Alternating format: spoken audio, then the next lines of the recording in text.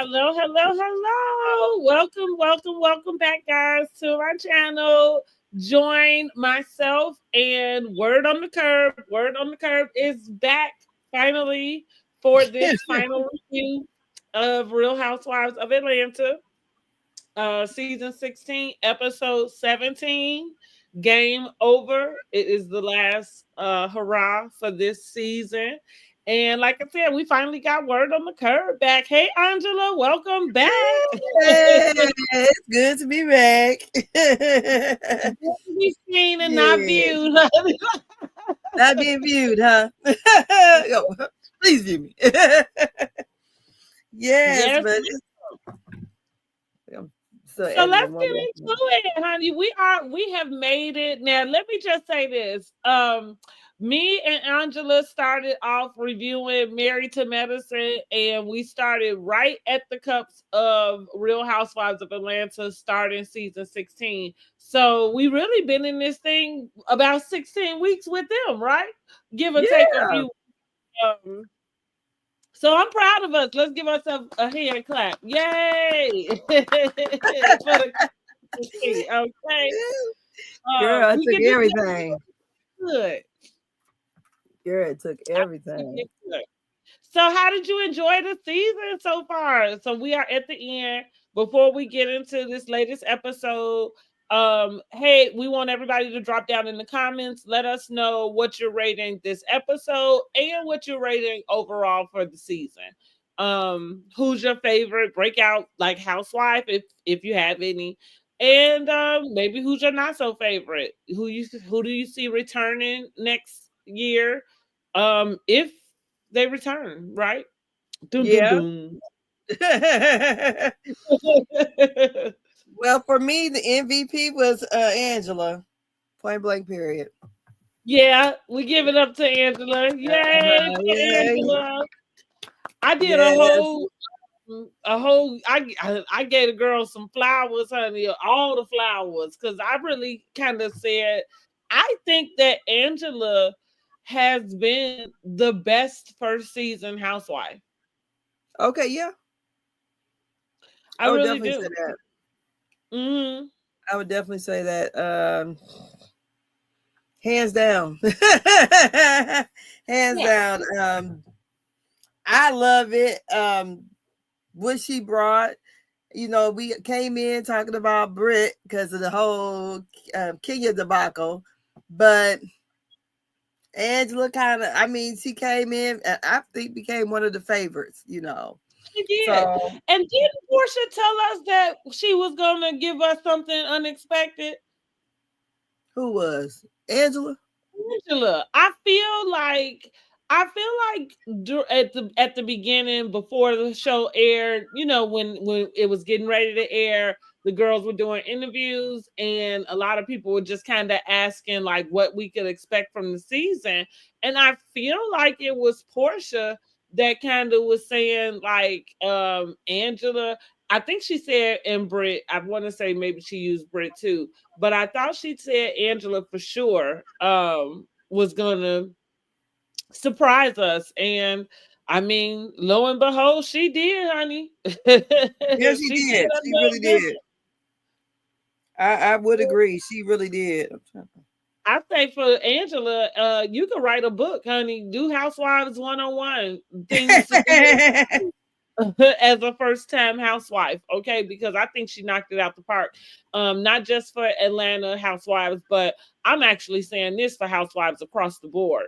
Okay. And it's funny to say that because like I said in the video yesterday, don't forget to hit the like button, guys, and subscribe to our channels. But Yes. I said in the previous video, so I did Housewives of Atlanta. I did episode 16. I did that yesterday because I've been a little behind too, but I got it up. But I actually said that she was the best out of all of the franchises simply because even though other housewives like Portia, Cynthia, Phaedra have come on after the conception and they've had other seasons outside of that first season. And of course, that would lend an ear to say that they had good first seasons. which I guess is true, right? I don't think those three I named had bad seasons, first seasons. Uh-huh. However, where Angela is concerned, Angela really didn't have much going on, really, right? She, Uh-huh. and so, but yet she is in everything. She sure is. She really And is. not like Drew, like not like Drew, just kind of throwing out, whatever, seeing what a stick, seeing what the people like. Um, she's just kind of being what I guess is authentically her. Yeah. And listen, that's what we like from Housewives, whether the people know it or not. We like the drama, but we like the authentic Housewives. So, shouts out to Angela. We definitely are preparing to see her next season if there Yeah. is a season. Mm-hmm. I was trying to figure out how to get this off private, so excuse me. Oh, no problem, no problem. Oh. Um, so who do we think? Shamia was disappointing. Shamia was disappointing for me. What about you? I Like feel I like was gonna when we say, first started off, we were really excited for Shamia. yeah, I we were really excited for her, but I'm not gonna say did. disappointing. I mean, just like she's about to like the rest of them. I think. I mean, I just like I said at episode 13, I kind of just fell flat on it. Period. I mean, it just wasn't. I don't know. It just wasn't giving it to me. Then when I went back and watched it, I'm like, okay, the Grenada thing. All right, then we get the inside scoop on everything. But I don't know. Season 16 was not so sweet to me. just a little sour, huh? Yeah, I mean, I hate that it seems like Shamia and Portia are not friends. Um, That's Shamia's fault. no, I think it's both of them. I go there. I think it's both. I think you're right. It's for sure both parties, but I think I am sticking to my, and I feel like this last episode really did solidify it for me. But I'm sticking to my guns about it. I feel like Shamia breached this friendship. I think Portia did. And I'm not gonna say it happened this season, but I feel like Portia been breached the friendship when she Mm, let Phaedra talk about Shamia. okay. So Okay. I far as I mean, I hate to see that I mean, even I guess with me and my friends, and I know we're not on the public, whatever, but I wouldn't want the whole public to know how if we could save face in front of the camera, then save face. But it was kind of evident because, when they were doing all the press, we never seen Portia and Shamia together. And then Candy said it on one of her lives, like, they really ain't messing with each other right now. So, and I hate to see that the cousin passed away, and it seems like just the way it looked that Portia, like, okay, It with that, seemed like Shamia was finding out from Phaedra. yes. I said that in the last review. You're right. It Mhm. did that last scene from episode 16 where Phaedra lets all the girls know that Londi passed away, and we see Shamia kind of have, a reasonable reaction because of course with her friendship to Portia, I'm sure she had a close relationship with Londi as well. But I agree. I had this moment where I was like, ooh, that kind of sting if Yeah. if you just finding out from Phaedra and on camera, and I agree that um the reunion clips have validated because I think I was holding out hope for their friendship, right? I was Mhm. holding out hope for them to get through the season. I was holding out hope for them to save face, for the public about not really letting us know what's happening, Yeah. letting the things play out. So I was really kind of leaning into that. and really hoping that by the time we got to the reunion, we would find them in a better place, back in the place we know them to be, for lack of better words. Um, However, from the clips and from this last episode, it's evident that they're not. And it's kind of like the tale as old as time, in a sense, about getting on this show and having things play out, then having to relive them when you watch them air, because not only are you now reliving what you actually lived, right? Like whatever happened, but now you're getting commentary from other places that you Yeah. didn't know when that stuff was happening. And so now here you go again, and it's hard to not reopen those types of wounds. Yes. Because that, like I say, there was a breach of trust. I do understand where you're coming from to say, Portia, breach it first, back when that happened with Dungeon Gate. And I can agree with that. But where I am sitting today, I am going to go as far as to say they had overcome that. Whether I think they should have or not is one thing, but the fact that they had continued a friendship would say to me they had gotten past that, right? And so when we come now with this new cast of girls, you don't know them from Adam, and you, I feel like it is evident, even the girls are not making it all up. It's evident that Shamia has shared some things that are questionable with these strangers.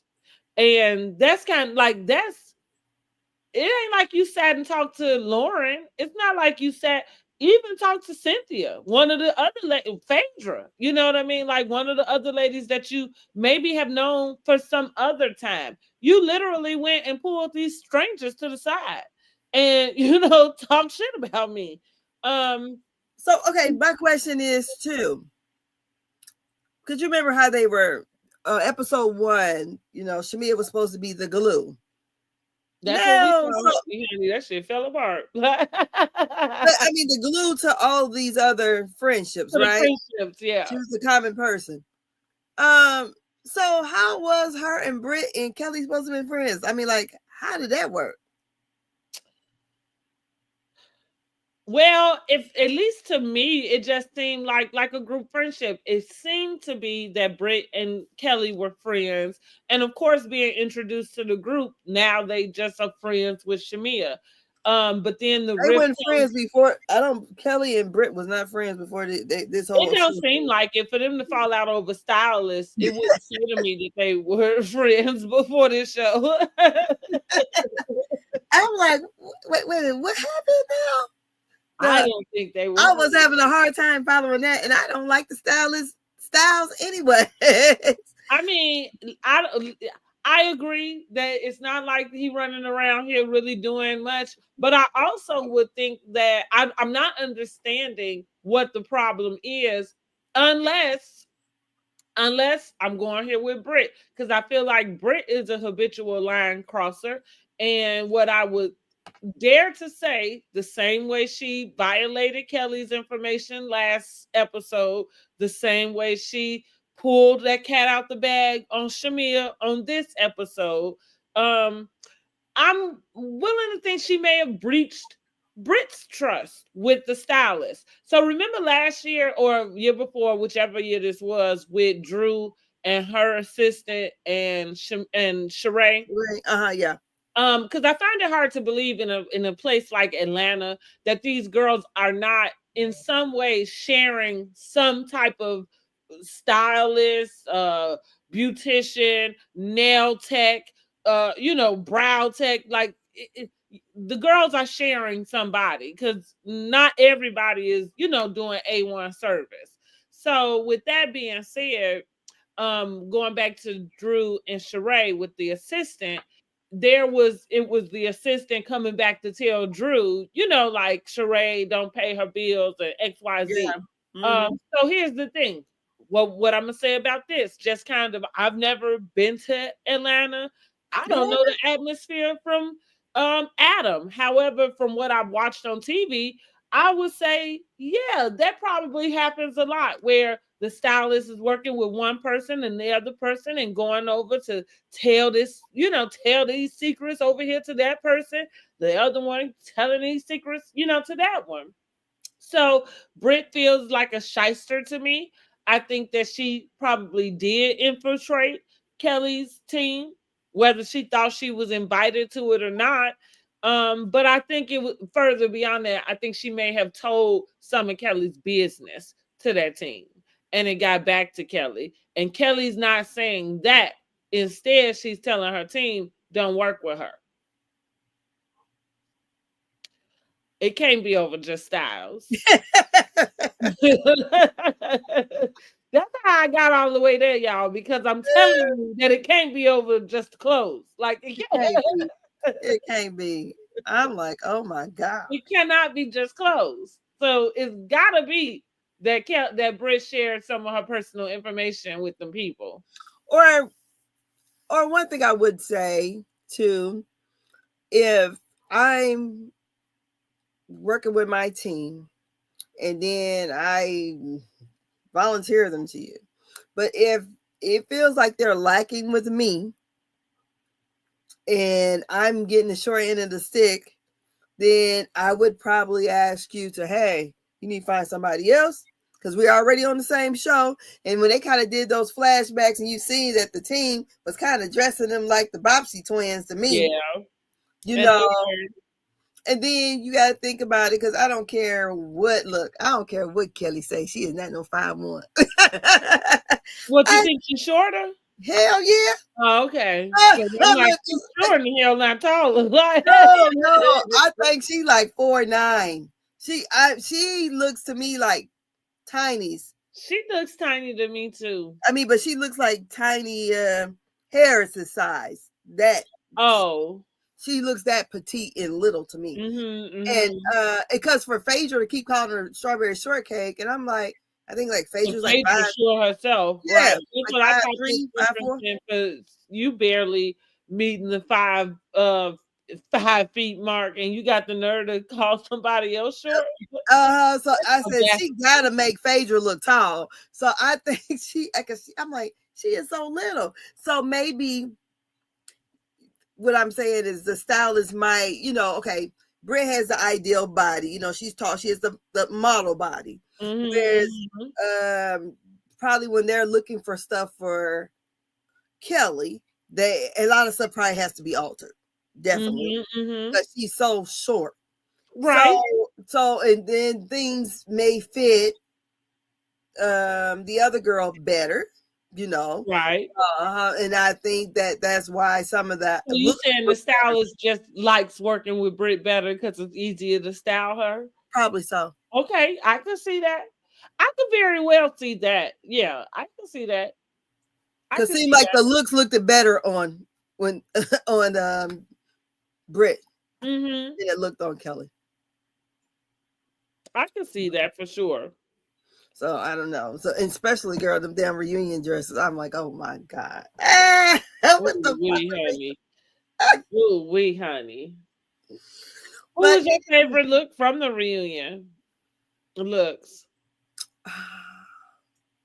It's between Shamia with Portia. Yeah, for sure. I think we all, and even my poll on YouTube, I think it has Portia leading with her being the fave, but Shamia right behind. I put Shamia at the top, but again, Portia right behind. And when I say at the top, actually, I probably gave Shamia the top just because I thought her dress was a little bit more creative. I liked the beading. I liked the, like the little flower petal details. It was giving me a little African garb type of, I don't know, look to it. I liked all of those things. Who was the worst to you? So I did, excuse me, y'all. I put Phaedra. I had her as the worst. I put Phaedra as the worst. And here's the thing. It wasn't horrible. Yeah. But I did not expect that from Phaedra. And while I know Phaedra gives us the sexy, the body yada yada, I still look for Phaedra. Like I actually like Phaedra's style. I think it's similar to my style where there's a covered sexiness to it. You know what I mean? Kind of like illusion. So I was surprised that she had that top on and there was not like a sheer wrap around it to at least give you an appearance of being covered. Girl, when I looked at her, I just thought under the sea. As I was Yeah, like, and okay, so what is the thing? So isn't it like a creature or something that's got I like think the crown on their head? I thought of Atlantis. That's what I thought of. Atlantis. Okay, that I think I said Zeus, but Atlantis is what. Okay, yes, yes, it's given all of that. So Yeah. yeah, where are you going? You didn't follow the theme, so really, me giving her the worst was those things. Yeah, I mean, because it didn't look the worst. It just looked like a costume. Exactly. And Yep. Like you was finna go perform on a play. Yeah, or either just going to a Halloween party. Somewhere. That's Anywhere what but the reunion. yeah. I'm like and Britt, not Britt, Kelly's was the most visually bad. Yes. Like visually. However, I mean, she tried. So that's why she got ahead of Phaedra just because she followed the theme. She tried, and it's her first. We gonna give Girl, her. that dress was ugly as It hell. was. I said, what the hell is this? A It was. tutu? It's her first time. She didn't know no better. Girl, We it gonna looked give like her a a break. tutu with a train on it. I What said, y'all say in the comments? What y'all think about Kelly's I can't dress? see the comments at all. You can't see no comments? No, just whatever we would do backstage. It don't show nothing here. Oh, that sucks. So, but yeah, I don't know. I think it's that was ugly. And then that I had the three worst was Drew, Kelly, then Phaedra. And I had I thought of Drew in a kind of like in a favorites. I had girl, her in the top 4. She was the bottom of the top, but she was in the top. Yeah. I think if she didn't have the feathers on, it looked better. I just saw the big bird the whole time because I felt like the feathers was giving Island Girl, yeah. And listen, Drew needs a break. We gonna throw the girl a bone. I don't care. This is her third reunion. It is, and we gonna throw the girl a bone. Cynthia just pulled anything she could find out of her closet. Yeah, she was a friend of, so she and we can tell. Right? She's like, it's a friend of, and honey, I'm going. Girl, when I leave here, I'm putting on my flip flops and I'm going to the beach. Honey, flip flops, she putting on them Converse, okay? And she gonna tie that little dress up and be on her way. And listen, not for nothing, while she didn't try at all, she still did better than a few of the other girls, like a Phaedra, like a Kelly. Because I mean, it's Cynthia Bailey. Like when you that gorgeous, I mean, you could walk out in a paper bag and look better than most of us. She was like, "Child, please." Yeah, that's exactly what she said. Honey, like, Rich said, "Give me that dress over there hanging up." Like I'm going to put that on. What color I'm supposed to have? I got that color at home. Let me look at the back of the closet and put this dress on. Okay. And I ain't mad at her. Yeah. I ain't mad at her. But I she wasn't supposed to be there the whole time, no ways. Yeah, that's true. That's true. And right, because they needed some more people on the couch. Yeah. They needed some more people on the couch. Phaedra, let's talk about her entrance really quick before we get into the episode. Phaedra's return. So what was she? Was it 3 episodes?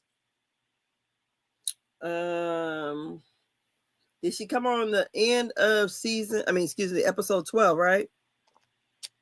I Then we can't had remember. how many episodes we had in Grenada? 3. Yes, it was 3.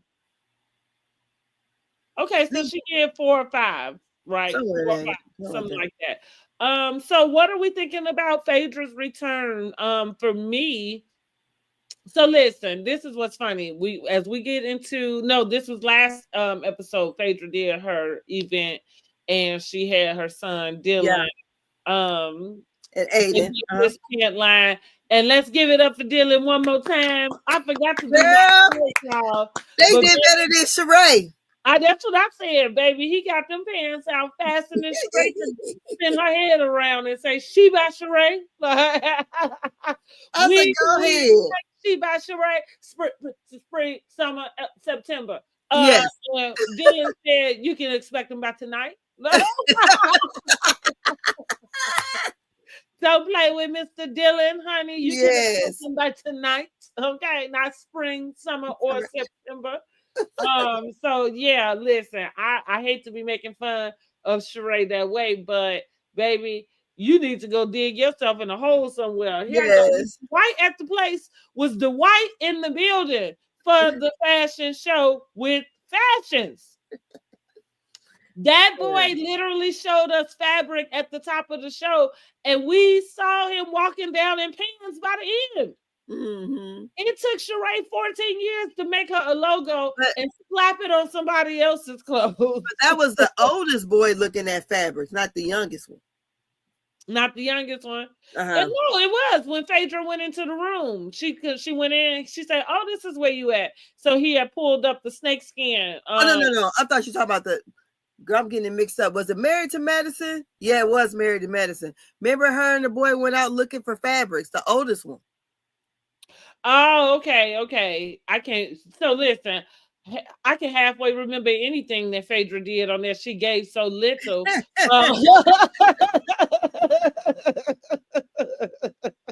She gave said something about him little. or something. I listen. She was like a blurb in the whole season because just with last episode and showing the boys, I don't even think that was a 5-minute scene. But I swear I left that scene and I felt like we got more out of Phaedra in that 3 to 4 minutes than we did in all her seasons on Housewives prior. In the 2 seasons she spent over there and Married to Medicine. I don't know. Somebody must have got in her ear and said, "Honey, if you get back on this stage, you're gonna have to bring it." Because she gave us that. And I did say this too in the previous review. I'm gonna give Phaedra her props. She's not my favorite. I absolutely was not even looking forward to her returning, but I laughed when she came back. Like, Girl, just start cutting the girls down. yeah, so okay, I guess Phaedra coming back wasn't a bad idea after all, Mm-hmm. And like I said, and we can say a lot about her being a liar or having, a strange relationship with the truth. But she is doing a damn good job with those boys. And that's what, like I said, going back to that, just to see that, like I said, that little 3 to 5 minutes, whatever it is, it showed a lot.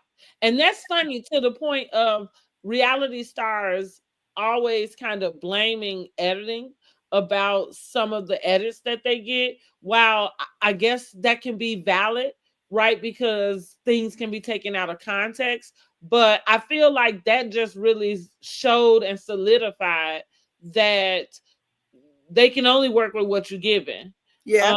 And so if you ain't able to get your story told, maybe it's because you ain't telling it.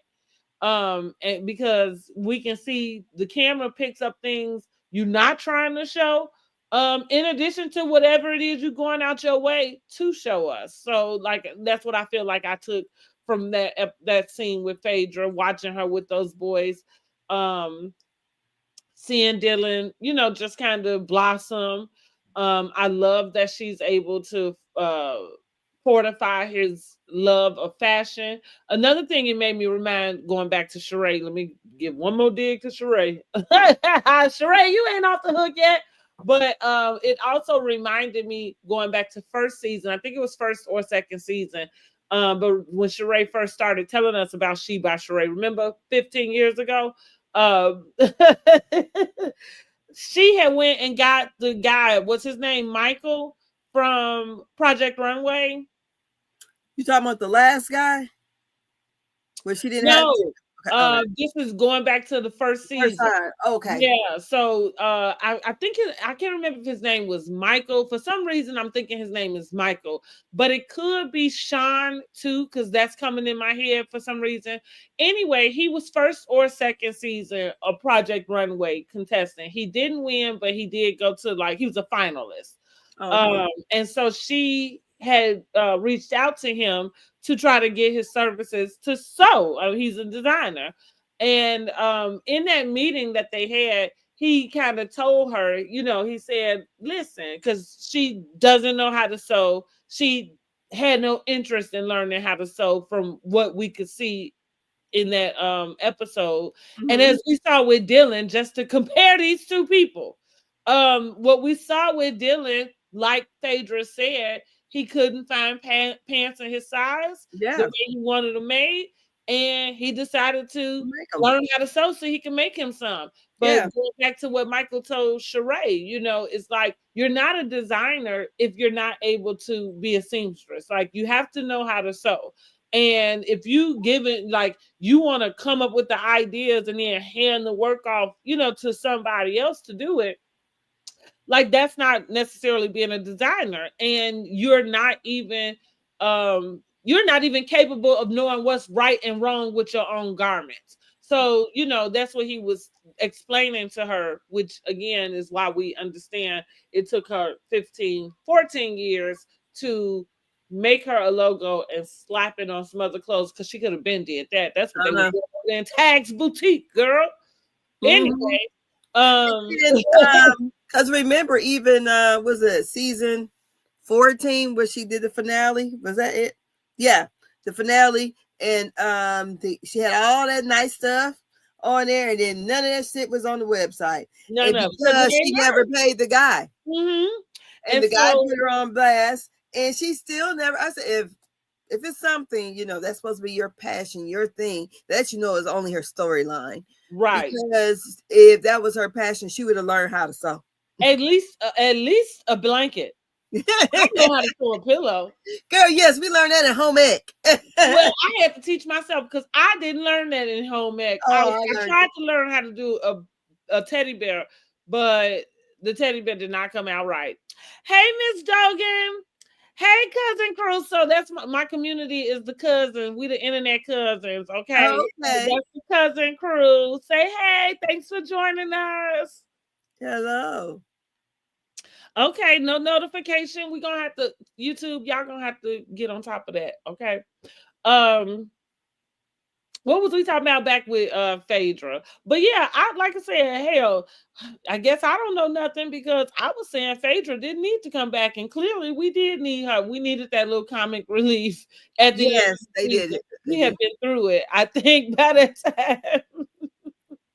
And I was listening to Carlos King before I came on here, and Mhm. I thought they made a good observation. How they said, like how Brit would have probably had a better season if they was going to get rid of Kenya. They should have not filmed any, showed any of the Kenya stuff. That way, Brit didn't have to be the victim the whole time. And I agree. I said, oh yeah, I agree with that totally because we never got any closure from that. Like it's this stain on this season that is just that.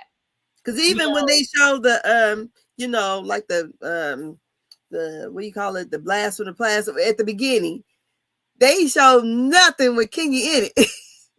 I None mean, of right. the flashback, none of it. And I thought, okay, no Kenya. Well, you know what? I remember this is so funny. That's why I was using the term when it first happened and we was doing the reviews. I was kind of talking in terms of like TV land, you know, as fast as Kenya is there, and she, you know, we see her the fastest she gets erased from like she never existed, like you know, Yeah. on the whole thing. What reminded me of that? Two things happened. They've done that before. They've done it to Kenya before, and that is when she wore the warrior Okay, costume. the Indian thing. So if Okay. you go back and watch that episode on Peacock, you can hear her voice, but they won't show her on camera. Oh, okay. Because you know part of the dialogue is she was there. You know what I mean? Yeah. So but they won't show her. Then, but they did that to Nene also. Nene, I don't know which fallout this was with the network. It might have been one of the first couple of fallouts with the network because yeah, they cut Nene out of the clips. They wouldn't show her in the, like, if they flash back to something that happened, you know, in the previous season, they would not show her. They might show her, like, hear, you might could hear her voice, but you wouldn't see her face. And so that's the land of TV. That's how it works. But I do agree. Speaking of, I don't know what is going to come about of this lawsuit that Britt has filed. It is very thirsty. It's very like low hanging fruit.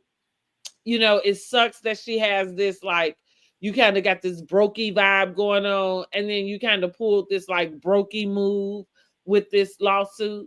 The only thing that I thought of that I think could possibly help Brit and turn the scale in her favor, because we know defamation. I feel like defamation, suing a reality show or a production company for defamation on a reality show is like absurd. It's Yeah. a reality show. You literally sign a contract that tells you we can show you whichever way we decide. Especially when you say something that she felt like she was kind of sexually harassed, and then she going to get butt naked. Yeah, you know, like, it doesn't add up. No. But the one thing that I feel like sticks out with me, and that I'm interested to find out if we are going to ever find it out, is her claim that she never got to see the photos, and that she did not see them until the day before filming the reunion, and that is when she realized whatever, it wasn't her. um I only think that because that does feel like that's some sort of breach of something. And I don't know, like, I don't know if defamation is included in that, but it feels like maybe harassment. It feels like maybe bullying. It feels like you did work against her to create a narrative that she wasn't included in. If that's true. Yeah, if that's true, I believe Yeah, it's if her. that's true. I don't know. It I don't doesn't think I would have seem had those that, conversations with my mom about me sucking no peen, and and I ain't known that was me actually on the picture. I kind of exactly, agree with you. girl, ain't no way in hell I would have. I They kind gonna of show it agree to with me. you, baby. You know what? I 1000% agree with you, honey. Like, you gonna have to show me the picture Something. before I tell my mama that that's what is that's what's going on. I'd be like, it wasn't me. Shit. And we see how her sisters look. I agree, Angela. I agree. Yeah, Girl, I wouldn't have been 1,000%. crying at all. 100%. I'm No way like, in hell would I be having that conversation. I would literally have that picture right in my hand so I can show it to her, because I would need you to know that I'm not sitting here playing these games with you. because I thought she had lawyered up. So you telling me you got a lawyer and you couldn't get them pictures from them Yeah. or see it? And then Kenya get fired and it's not even you. Mm-hmm. Or not fired. She's not able to film, whatever. And that goes back to what we debated in the beginning, at the fact that they both should have been gone. Yes. For that. Like, they both should have been gone, because both things had a reaction. And yeah, while Kenya took it, to another level, it was them two engaging together. And as we see, Britt never really backed down. She had the locks. Um, she threw out Kelly had an abortion while she was married. She just blurted out that Shamia is cheating on her husband.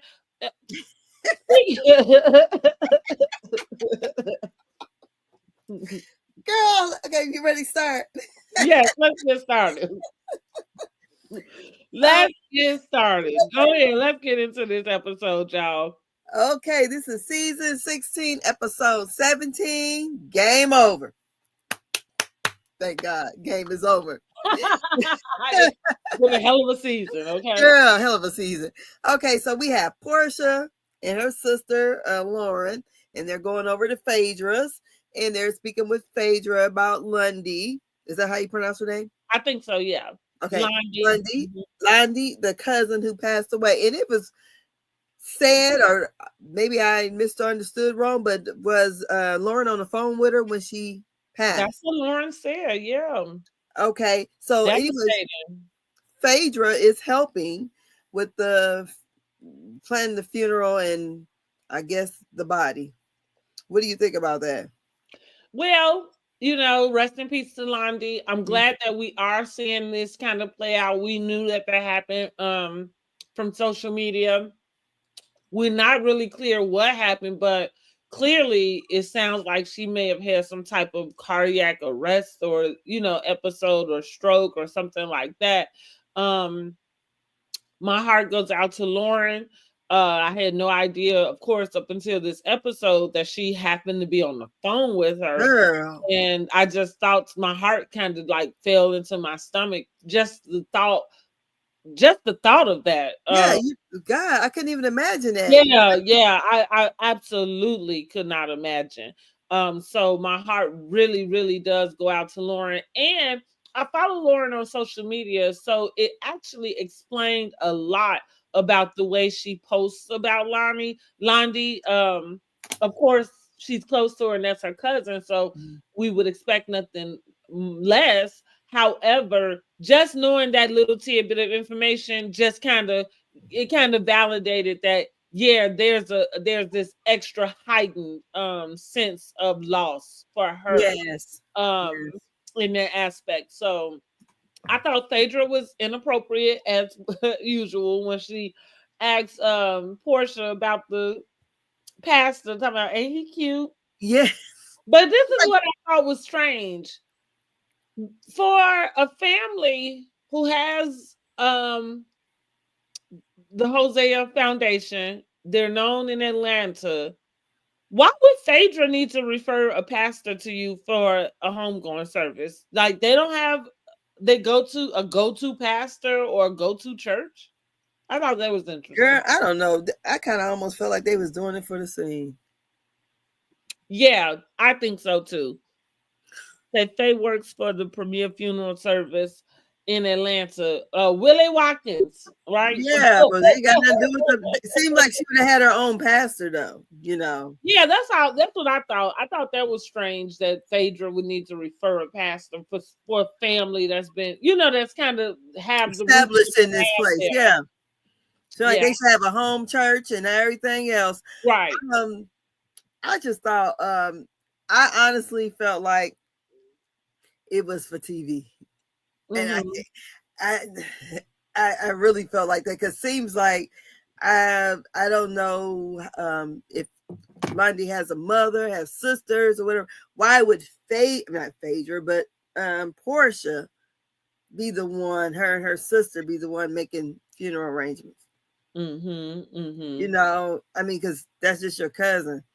I mean, unless she was the only child and didn't have a mother or father or something, I don't know.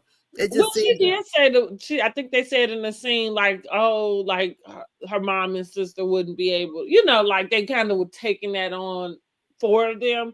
But I kind of agree with you. It probably was just a scene, and really a scene to just include Nandi and incorporate that information into the episode. We did see Londi on this season. Earlier in the season, she held a party.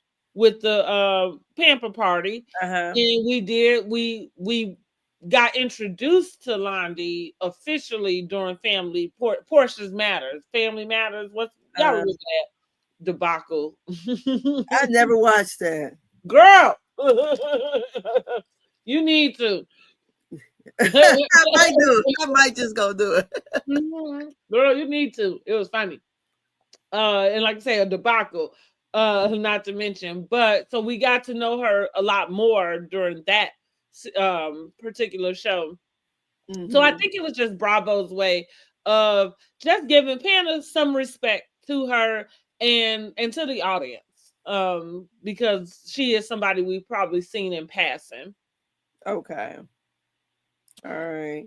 So yeah, and then they talked about having about the butterflies on the plate, and Lauren said she's been seeing a lot of butterflies, and then Phaedra had mentioned maybe we can have a butterfly release, and then Portia, does she just play dumb for the camera? Is that it? Is she supposed to be like the ditzy blonde? So have you ever watched Nick Lachey and Jessica No, Simpson, the I newlywed? remember it, but I didn't watch it. Okay, but I remember. So when she said that it was something about the tuna, about the chicken, like chicken don't live in the sea or something, because the can says chicken of the sea.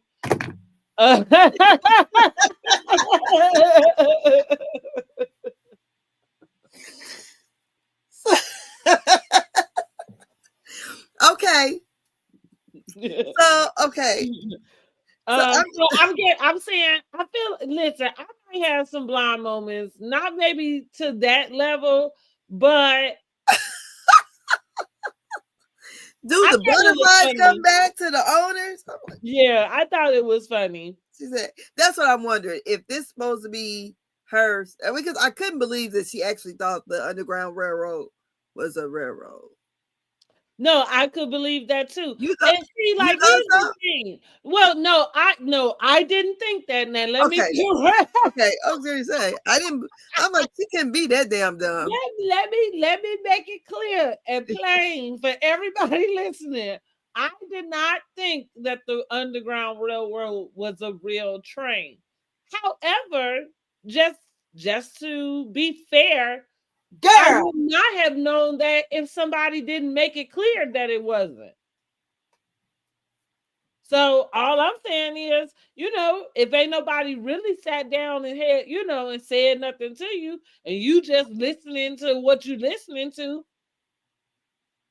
I guess that's how you thought that the Underground Railroad had an underground train.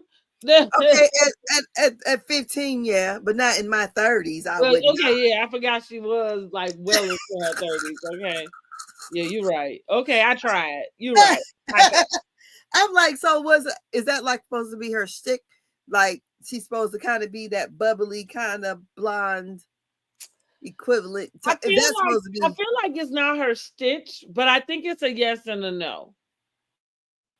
Okay. I think that is, since she's been on, she's been the naive girl. You know what I mean? She when she came in, she was younger than everybody else. She was married to Cordell. Damn, there was a whole nother person. If we really, think about it. She was like a Stepford wife. Ain't that what we used to call her? Yeah. So, so I don't, I think it's a little bit of her. The naivety, of her. Say Portia said the mama just couldn't do it. Let's see. Right, it was hard for him. Okay. Okay. Her granddad is a civil. Well, right, we got to it. Her role is definitely the dumb blonde cheerleader. It's gotta be. I'm like, okay, Portia. So then our next, the next thing we go on to is Angela and the head doctor, Dr. Wendy, the therapist, and she's there trying to figure out. I mean, were you? I thought that's what they used to call Phaedra back in high school. Yes, they did. Okay. But okay, so Dr. Wendy, and not to be confused with Potomac, this is an old white lady over here. So Dr. Wendy, she's there. She gives she has been the therapist for Charles and Angela for quite a while. She said she's like the third party to their marriage, and she's discussing the fact about losing their homes, that she her investment homes, and how it was such a financial burden. She's trying to figure out who sit that Marcus to say that Charles is cheating on her, and she has real issues, and she's really hurt by it. I mean, because some people think that she planned, set this whole thing up. I don't think so, unless she's a good actress. But Angela? yeah, some people Okay. think she set that whole thing up and try to. When we get to the bottom of the episode, I'll give my opinion about it. Listen, I just gave Angela all her props. I'm gonna keep giving her props about the season. Um, but it is looking a little faulty about it being Phaedra. That feel a little too easy. I don't know. I don't know either. It's Yeah. one of See, them. what I do think what I thought was interesting, this goes back to why we love Angela and why she's had a great first season and why she should write a book on how to be a housewife. First season, knock out the park.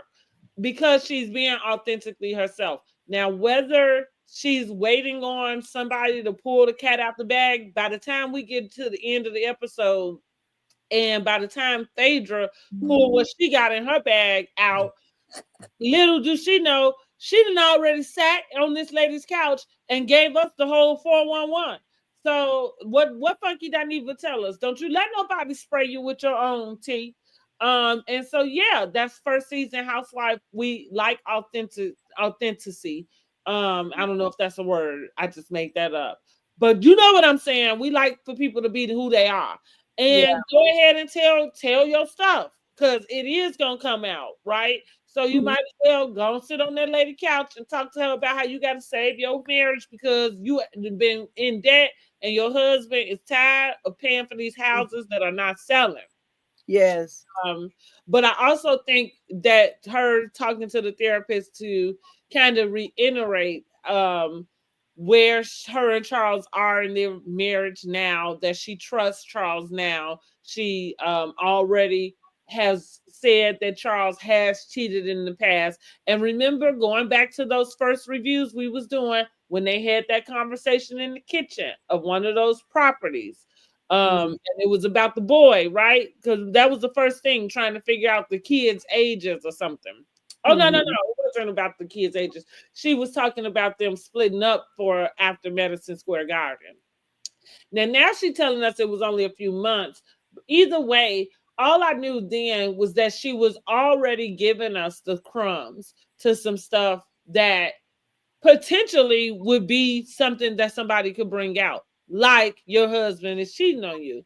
Um, I feel like the way that Marcus came, it was so like clearly planned. Yes, You know, definitely planned. it feels like I don't know why she even is going as far as to figure out the information she's wanting to figure out because it just feels so it doesn't feel like it's worth her energy. But I mean, hey, it got her another season because she threw Phaedra right under the bus.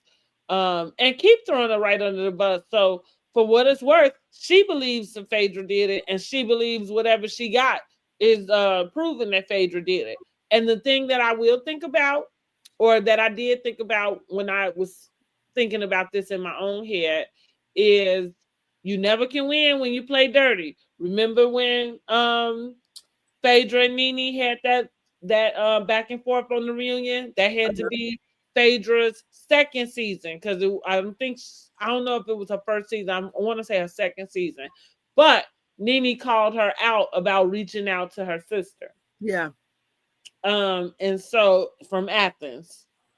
So hey, I'm like, it seemed to add up from Angela's mouth. But I see her setting us up for the play. And again, go ahead, Angela. I don't know who gave her the 411. Somebody told her what to do because it's like she producing, but it don't look the way that the other girls do when they be producing themselves. Oh, girl. I think she had her head all in the mix when it came to Shamia and Portia, and help tear down that relationship there. You know what? That was an easy thread to pull. Yeah, but I believe that she's. But that's what I'm going back to Shamia. I am not letting Shamia off the hook about it because, and that's what I mean. It was an easy thread to pull because as soon as you sat your tail down and started saying anything that sound like were agreeing with them, that was dissing your friend, that was it. That was it. That is not loyal at all. Like it's not at all. But I get like you said, to be fair, I guess Portia did it to her. So what's good for the goose is good for the gander, huh? Yeah. This ain't funny Say, when the I weather do gets the believe gun, huh? she thinks Phaedra did it, even if she didn't. Yeah, she certainly does. She seemed to think Phaedra got it. Okay. I can't say that. I can't say it right. Not today. It's okay. So from there we go on to she also says that she feels like, because they keep coming at Charles and he's an easy target. And right now she's in fight mode. And that's pretty much all that's that. She just wants people to know not to be fucking with her. So we go on to Shamia's concert. And Drew with all the shade. Baby, now them shading each other about these songs, it took me back to Sheree and Kenya with the house. Oh Lord. I thought I didn't like Shamia's shade towards Drew at the radio station, some season, a couple episodes or Yeah. whatever. Like I didn't like that because Drew is not my favorite housewife, but I keep it 100. To my knowledge, Drew been singing longer than you have. Now I like, or to the public's knowledge, how Yeah. about that? Because we had no idea that Shamia was coming on Real Housewives of Atlanta to have any type of EP, album, concert, or anything close to it. Of course, we knew Drew sang "That's How We Met the Girl." Anyway, but Drew talking about she came in to see if the mic was on. I said, Lord. Now she about to check the woman tone, honey. Like, so then we find out Cynthia was the one who carried the bone. Cynthia came there and let her know because she had to catch her flight to New York. So she let me do two things. I'm gonna come and see it, and I'm gonna let you know. get my friend contract out the way. I'll let you know what Britt said about you. So she told her what was going on. We got Kelly and Britt. They're still not speaking to each other. In this scene, we got Miss Pat and RL from Next. And let's see here. Angela also talks about their Feed the Children event. So did everybody get their invitations? And then as we go, after she does her singing and she has, all these different outfit changes. The girls, they all meet and they talk, and then finally we get to the part I wanted to see, where Shamia has to say something to Britt. So they're talking. Shamia brings up the fact that no wonder why she don't do shots, because you get butt naked. Britt tells her about her daughter. Your daughter ain't that sick. Then Shamia says something about Britt popping pills. She called it like she see it. Britt says Shamia is a cheater, and Samia says that rumor been around since your cat was a kitty, and we know that was a long, long, long time ago. Then she also says, before that, shoot, Shamia calls her a lady of the night. So, what do you think about all that, girl? Oh, Lord. So, number one, I'm throwing Shamia under the bus. This is again, Shamia was a disappointment this season. Shamia is the reason why longtime friends should not become full-time housewives. Um, I had a thought that was going into the argument between her and Britt, and then I just lost it. Oh, it was about her daughter. So Shamia has led this narrative that Britt said something about her daughter. Yes. Which led us to believe that it had to be something egregious, rude. Yeah, I'm gonna use the word rude. Something that was inappropriate, right? Not something that was basically what I've been saying on my platform as well, which was kind of like speaking about the time you spend with your daughters and with all of the ailments. She gets on the platform in the confessional and she's listing down the different things. And like I say, I'm a mom, so I try to give grace. I don't want to tell other moms where they should be and how much time they supposed to spend with their kids. But what I think is that she to go and act like Britt said something damning about your daughter, and all she really did was comment on your parenting, which is what we did with Mia. And when you bring the situation into this platform, that's what happens. Like you didn't put it up actually for judgment, in that way. So I felt like it was a reach to do that. Brit is not the best person. We're not on her side, but Brit called it like she saw it in that manner. Sounds like it. Because yeah, you've been doing the same thing to us this season. You've been doing the woe is me. Like you literally were in Grenada. And again, the worst thing that can happen to a parent is they left their child, with a caregiver, and something happens, like to your child while you're out the country, not away, but out the country. And so like even with that episode, for that review, I think I remember saying like, I don't know that she was supposed to hop back on the plane and scurry over to her daughter, but considering the allegations that we heard, and again, nobody is pointing out that man said on the phone that lady threw that baby. I know we only saying that she had the baby cold, which was bad enough the way that it was described. But it sounds to me like maybe she was being physically abusive because he said she can't be throwing her like that. That's what he said. Yeah, he said it, but I'm surprised a woman, if she threw that baby. Well, maybe that's what I said. Maybe that was some other type of terminology in African language that means something. We got a language barrier right there. All I said is throw to me. You know what I'm saying? Like I picture her being thrown across the room. Trying to refer to when he using the term throw. She can't be throwing the baby like that. I don't know if he meant she can't be thawing out the baby like that. I don't know, because I was trying to figure out like what other word could he have been saying other than throw, because for some reason ain't nobody else upset about the fact that this man said that lady threw that baby. Okay. I heard him. But I heard him too. I just pictured the baby being thrown across the room, but the woman ain't getting locked up. So I was like, well, maybe something else happened.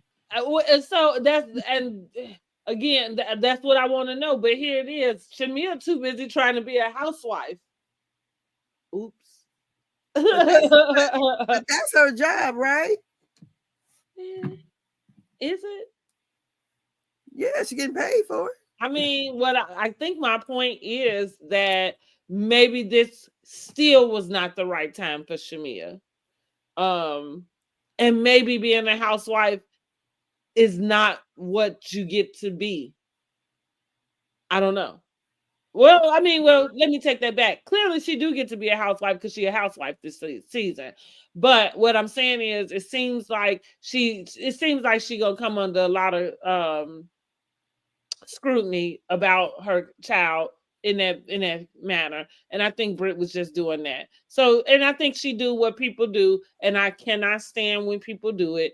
But she just took that to, oh, you mentioned something about my child, and got everybody on this bandwagon about it. And it was like, girl, like kind of how Portia did use egregious. Like, yeah, your mother did something so So egregious to egregious. my mother, we look at the episode like, did we miss it? Like, because Yeah, her mama bought what? Shamia mama bought the daycare that was up for auction. That was yeah, Portia's mom that she could no longer keep. What was egregious about it? yeah, I don't know, right? Because egregious sounds real serious, right? Yeah, Like the same as what Shamia did with that. Like you said it, and you left it up to everybody's imagination girl, to yes, figure out what it is you were talking about. and it And wasn't that bad. really, she said what somebody on there probably should have said to you, which is like, girl, like how we did Mia. You sat up and cried for everybody about this, that, and the third. And then as soon as you got your tail on the plane, you went right to go see Ink. You didn't go see your child. Giselle called her out and said, "You are a bad mom." And I would agree. Like, again, we try to give grace, but then sometimes, the shit ain't that pretty. Yes, and then also, I was going to make another point too, about Shamia and her baby. Now, how old is this little baby again? Is she 1 or 2? Oh, well, she got to be about two-ish, I'm guessing. I'm not really sure. Because wasn't Shamia, before she got on the Housewives, wasn't she still on the radio? That we knew of. I know for a while she had been. Yeah. So she worked. So all I can say is, what we saw. Yeah, I thought that was going to be. I thought she might have. Let me shut up. I said something, bad about the baby, but it's the same situation. Oh, that's what I was going to say. Kind of with Melody and Miss Wanda. Yeah. Yeah. Where she said, "You talk about my baby." Yeah. Yeah. And she was really talking about her, trying to figure out who the baby daddy was or Yeah. whatever. However that Yeah. goes. Right. Yeah. It's like I can't stand when people do that. Like, girl, like, cut it out. Cut it out. Oh, I wanted to mention about the pill popping. So in my last review, I had forgot to mention that Kelly threw out the I think to Phaedra about talk to your pill popping roommate. Roommate, yeah. Shout out to Claudia. Okay. Claudia, wherever you are, we are talking about you. All right.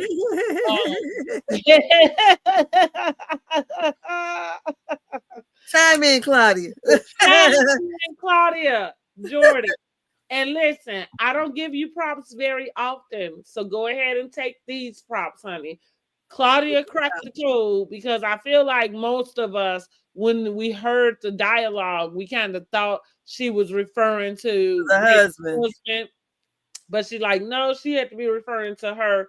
And it did make sense. So I'm like, okay, Claudia, girl, we know you pay attention to everything that is Housewives. So we're going to believe you. I can't believe she going to had a nerve to talk about her going on the BET carpet, honey. Drew was there. She talking to Drew. And I feel like somebody else, I can't remember exactly who, maybe Kelly. But this is where I'm going with Yeah, it was Drew, Kelly, and that was all there. I'm sorry. Go ahead. Okay. This is where I'm going with it. Girl, who in the hell told you could give somebody advice on how to be a housewife? Claudia, you barely made it. Like like you are begging and scratching at the housewife's door, and we are telling you, no, we don't want it. We don't want to see it. You do not have the inside scoop, key, or the secret to being a housewife. So listen up, Kelly, Drew, and whoever the hell else y'all was with. Whatever Claudia told y'all to do, throw it out the window and do the opposite. Oh, you just say throw it out the window. Throw it out the window and do the opposite. But she did crack the code on that, on the pill popping. But here's what I am gonna say too. I actually didn't bring it up in the review because it bothered me in the episode. It bothered me in the episode, and here's another thing. I don't take up for Brit very often either. That's how y'all know, cousins. Y'all know that I just keep it real, right? I just keep it real. Even though I might have favorites, I can be fair and I can keep it real. So they what did Phaedra happen to say, like, oh, she gave me a Advil PM or something. And who was it that described Brit having a bag of pills or something to that extent? I'm probably adding in the term bag because I'm speaking of something um of another incident with Beverly Hills Housewives, and we're talking almost 10 years ago. Um, and so this is what I'm gonna bring up about what we do to each other, and we need to stop it. Number one, okay, maybe she is a pill popper, allegedly. Like maybe that is what she do, and that's why she don't take shots because she like to pop a pill instead of popping. We see how it happened when they mix together. What happened? Well, here's the other thing about that. We gonna stop shaming people for having one, like one vice over the other. Is popping a pill that much different than taking 8 shots? I'm not sure. We understand about being able to hold your liquor, as we call it, but drunk is drunk is drunk. And so yeah, we need to stop doing that. So because maybe that is the way she get her rocks off, and she don't drink, she pop a pill. And I ain't saying one is right or better than the other. I'm just saying, how the hell you gonna shame her for popping pills when you always tossing some poison down your throat? Because one is looked at as an addict, and the other but that's from us, right? Yeah, but most people pop pills are addicts. Is we gonna go to Beverly Hills Housewives? Like I said, this had to be about a decade ago, close to a decade. They were on a cash trip. Somebody asked for something, I can't even remember. But Lisa Rinna pulls out a bag about this pills, just pills, blue pills, big pills, skinny pills, circle pills, pink pills. What I don't even. It was all kind of pills in that bag. And so yeah, she was like, oh, whatever. She like, I don't know which one is it. Like it was this comical moment, but at the same time, she pulled out a big ass bag of pills and didn't know what any of the pills were. But let me tell you, after that episode aired, nobody said boo. Oh, nobody, and to this day, you have never heard anybody refer to Lisa Rinna as a pill popper. Now, here's the thing. We didn't even see Brit with eating pills in her fucking hand. Lisa Rinna had those pills dead in her hand. I don't even know how she got on the plane with those pills in a bag, in a Ziploc bag, the way she did. Maybe they was on a private plane, now that I'm thinking about it. They should have been. Huh?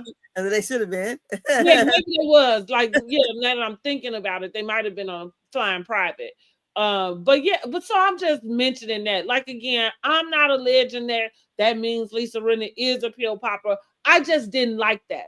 I didn't like it at all. Yeah, I didn't like it because I feel like we don't do it. It's not across the board. I agree with you. I don't take pills. So yeah, somebody pull out a bag of pills. I don't care who you are. I'm gonna look at you like you crazy. Because like what is going on here? But like I said, with it coming out of Shamia's mouth, for the whole time we've been watching Real Housewives of Atlanta this whole season, has there been an episode where Shamia not taking a shot? And I'm not saying, listen, I take shots, I drink. I'm not telling nobody, that there's anything wrong. I am just being an adult about it. And listen, addiction comes in all kind of forms. And just because you addicted to something legal doesn't make you any better. And I'm just gonna leave it there. All right. But yeah, I took up a break. Shamia. Because I feel like I think Shamia is on my like not naughty list. Oh, I don't Yeah, know. I think she's on my. I don't think I like the way Shamia has behaved this season. I Well, I think think it's Shamia always has behaved quite thirsty.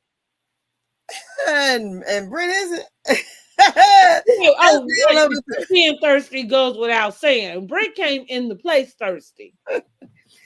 So we got after that, we got Kelly and her daughters. I was like, what the twins share a room? They probably was in her bed though. These little mini scenes. Kelly and her daughter, Ralph and Drew.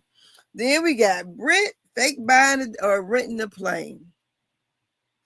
And I thought to myself, lady, why are you out here look faking the funk like you about to buy this plane after that horrible event you had? You couldn't even pay for the people's lunch. Couldn't even feed people, honey. And then on The top of that, we $250 she gave to the people of Grenada, honey. girl, I don't even care that you didn't feed these other people who was coming because they just bottom feeders anyway. But you couldn't give people of Grenada more than $250. no, the thing for me was she didn't know what to give.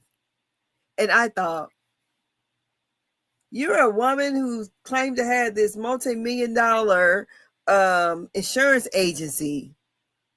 And you keep talking about how you're, like we're not what did she say? Because when Shamia kept talking about the shots, and she said, we're classy. And you say these words that you're classy, you're demure.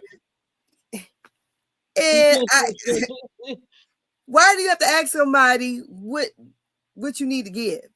So that lets me know you are. And then when the scene was when Portia and Cynthia came over to her house, and we seen right there at the corner of the door all that junk piled up over there. I'm like, bitch, please. That's what it is. Miss Dugan said, did y'all see that junkie house? Yes. Yes. That's what. Now, what cracked me up about it was in Grenada, she said that she just wasn't that close to these girls, and that's why she hadn't invited them over to her house. Girl, you are a liar. Like, your house is under construction. That's why you didn't invite them girls. Here's the thing, and this is what I mean by Britt pull a brokey move with this lawsuit. Angela already confirmed, not that we needed any more confirmation, because if you've been watching Housewives long enough, you know first season does not get paid. But Angela confirmed on Call Us Kings, they don't get paid. They're not getting paid to be on this first season. That includes Britt. What we have seen Britt do is exhaust herself. Okay, she probably thought she was going to recoup some of wherever she got these funds to get these things that she's showing us on this TV. Because Dustin brought up a good point too about her dress. That dress that's like a Leah dress in her confessional. It's the red and black like zebra print looking. Girl, I don't know. I have to go back and look. Okay. Well, Aaliyah did wear a dress. I think her dress was white and black on the red carpet. So Dustin, like I said, pointed out because he was kind of making mention of if she's so broke, how does she have access, right, to some of these couture houses and these particular fashions? And all I'm saying is her ass wrote a check she can't cash. And she thought she was going to be able to get some of that money back by the end of the season, and it did not happen. So she feel like she gonna take it out of Bravo's ass. I think she got another thing coming, and I think it's the biggest mistake she could have made because, girl, you definitely have to go over to Zeus now. Nobody is about to touch it. Like, you know what? If she would have came to the reunion, I think they would have gave her another damn season.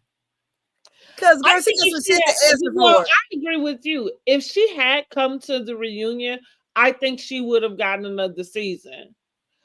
The reunion, I feel her put. That's for me the reason why you fumbled the bag, like, tremendously. Yeah. You literally did something that most fans, even though we can't stand you, but how many fans have been waiting for Kenya to be ousted in some way, shape, or form? Mm-hmm. Even when it happened, before we was able to actually watch it play out, we all was kind of like, well, that's what Kenya get. Yeah. Like that was the first thing. Like, that's good. It was only a matter of time. Kenya was gonna do something that was gonna get her, get her ex. So you literally, like, even though she brought nothing to the season, you made waves in ways that nobody else would. So you, for the most part, you just should have played the long game, got there to the Yeah. third season, and so you could start, like, get your ducks in a row, like Drew has done. Somebody gave her the blueprint, like, okay, Drew, get it together. So by the time the paychecks come in, you ready to get you another LLC so you can get your husband off this old LLC, go revamp all your business so you can keep your money to yourself. Because we know Ralph been spending up all your money, and that's why you over here working like a dog.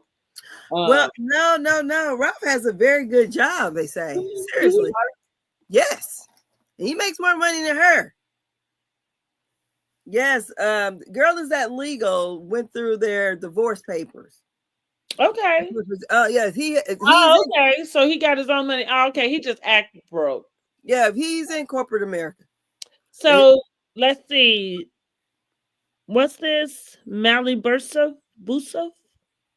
Do we think Kenya can come? I think Kenya is going to come back. yeah, So here's the thing. What we understand, just like Phaedra, and Andy confirmed it on Watch What Happens, that Phaedra was on hold, right? yeah, So, and we know that, like, that's what I've been watching Housewives for 18 years. Like, yeah, even though it started off with Atlanta, Nene was the first housewife that had to be put on pause, and then everybody else follows suit, right? And that's what we call it. We put them on pause, which means they gonna fool with you again after a little while, after they figure out what they're gonna do with you. So that's what happened with Phaedra. So I'm saying, with Britt actually pulling this stunt, it kicked the door wide open for Kenya to come in. Kicked the door yeah. wide open. Britt Yeah, definitely. she was definitely. Yeah, yes, definitely. And with that, the whole thing with I think with Britt, I think she has this idea what housewives, being a fan of the show, what a housewives is supposed to bring. So she on here doing all this dumb shit, fake buying the car, fake buying a jet or whatever. I'm like, bitch, sit down someday. Yeah, not that, and I agree, it's so off balance. Not Yeah, that, so this is a topic. Commenters, let me know, because I think I posed this question yesterday in the live, which is, when it comes to donating, is it like, is it okay to measure somebody's donation based off the lifestyle that they are presenting to you?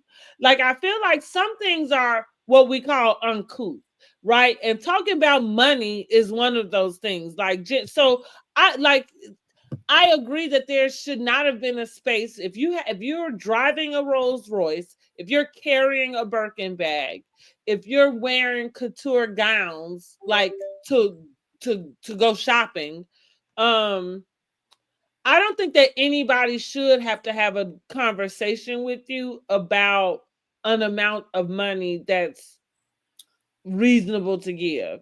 I feel like that should be okay for me to assess what your level is from what you're presenting to me. I So I think she didn't like how definitely. they kept saying, like, well, I asked you and you never gave me an amount, because that's crass. Like, if I asked you to donate something, why would I then turn around and tell you? Because that is spending your money for you. Yeah, I think also too, what made her really look bad with that is how she pulled up with the little box of stuff that she was carrying, and then she said that she had more on the way. And evidently that more never came. So she Right. should have just said, okay, here's some things, and I'm not sure. Whatever else I need to give, just let me know, and I'll write a check. And that's what I would have done. Because I don't know what they're And I lacking, agree what they with you. need. Her kind of insinuating that she had more on the way. It would say to me that you did know that something was wrong with the level that you had. Girl, yes. Girl, my grandkids could get that. Shoot. A couple more toilet paper and paper Baby, towel. it was giving Drew and that Christmas gift with that tape recorder Girl. and that wig and that recycling. It was worse than Drew. It was worse than Drew. You know what? It really was worse than Drew because we could see that Drew was broke on that first scene. And y'all ain't had no business asking that girl to bring $1,000 gift anyway, and y'all know she wasn't getting paid for these episodes.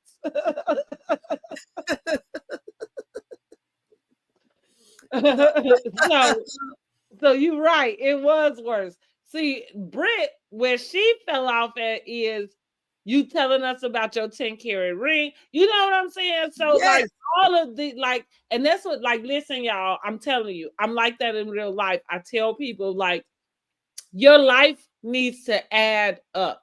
You cannot be driving a luxury car.